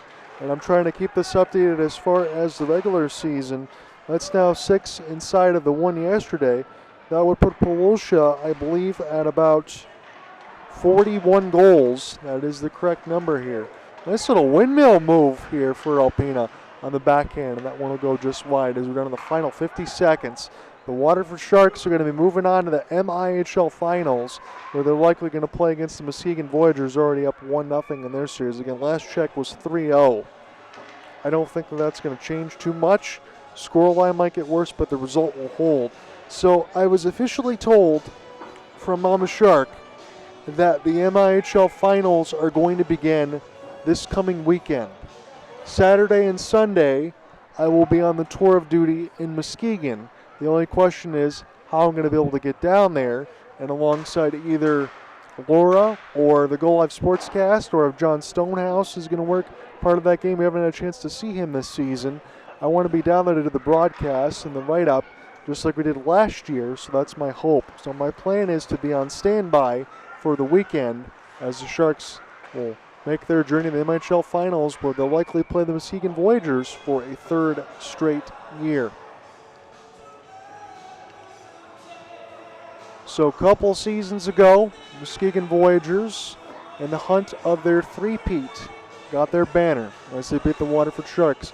Waterford Sharks next year, again, you saw that in the highlight as you see in the open of the Go Live Sportscast. I'm part of that package when everybody was celebrating. Sharks got their revenge. Now we'll see if Muskegon or Waterford, if Waterford can win back-to-back titles, what we have next. That's your final. The Waterford Sharks are moving on to the MIHL Finals. They got a smackdown of the Alpena 45ers, 19-7, a double hat trick for Mr. Andrew Polsha, as the Sharks had plenty to celebrate about. Again, your last update alongside the MIHL, it was a 3-0 lead for the Muskegon Voyagers over the Warhawks. But again, it was officially relayed to me. The MIHL Finals will begin this weekend, Saturday and Sunday, at Lakeshore Sports Center. All that's left to book is the hotels and the reservations. Again, I'm the voice of the Waterford Sharks, media director John Hunter with you alongside, but there's a lot of great people that make this broadcast happen alongside Go Live. You got Laura, you got Nick, everybody else alongside the Sharks. The whole family gets everything all situated.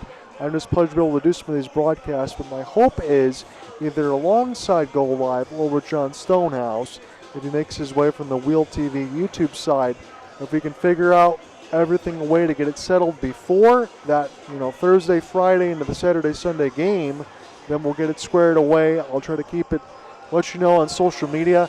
As always, if you want to follow me for the latest updates, you can follow MIHL Hockey Shift officially for the commissioner's side in the league. Anything else that gets relayed to me at John Ryan Ott, all one word. Again, that's on the Facebook and the Twitter side. You can follow me alongside YouTube as well. But I'll try to give you those updates once I know it. You can follow along the Waterford Sharks official page and the Muskegon Voyagers as well for any of those updates. I'll try to let you know as soon as I know as far as what the plan is for this weekend. But officially this weekend, it should be the Sharks in Muskegon at Lakeshore Sports Center. And we're just trying to figure out how we get the broadcast to you on that weekend side. What we do know officially after that, Sharks go to the finals to be on the road for games 1 and 2. We will have at least a game 3 of the MIHL Finals at Lakeland Ice Arena in the Red Rink. That will be the following week as well. So, a lot of laundry list to do in this 19-7 victory, but the Waterford Sharks win the semifinal. They take the best-of-3 series, 2-0. We will talk maybe next week, guys. Hopefully to catch you then. Peace.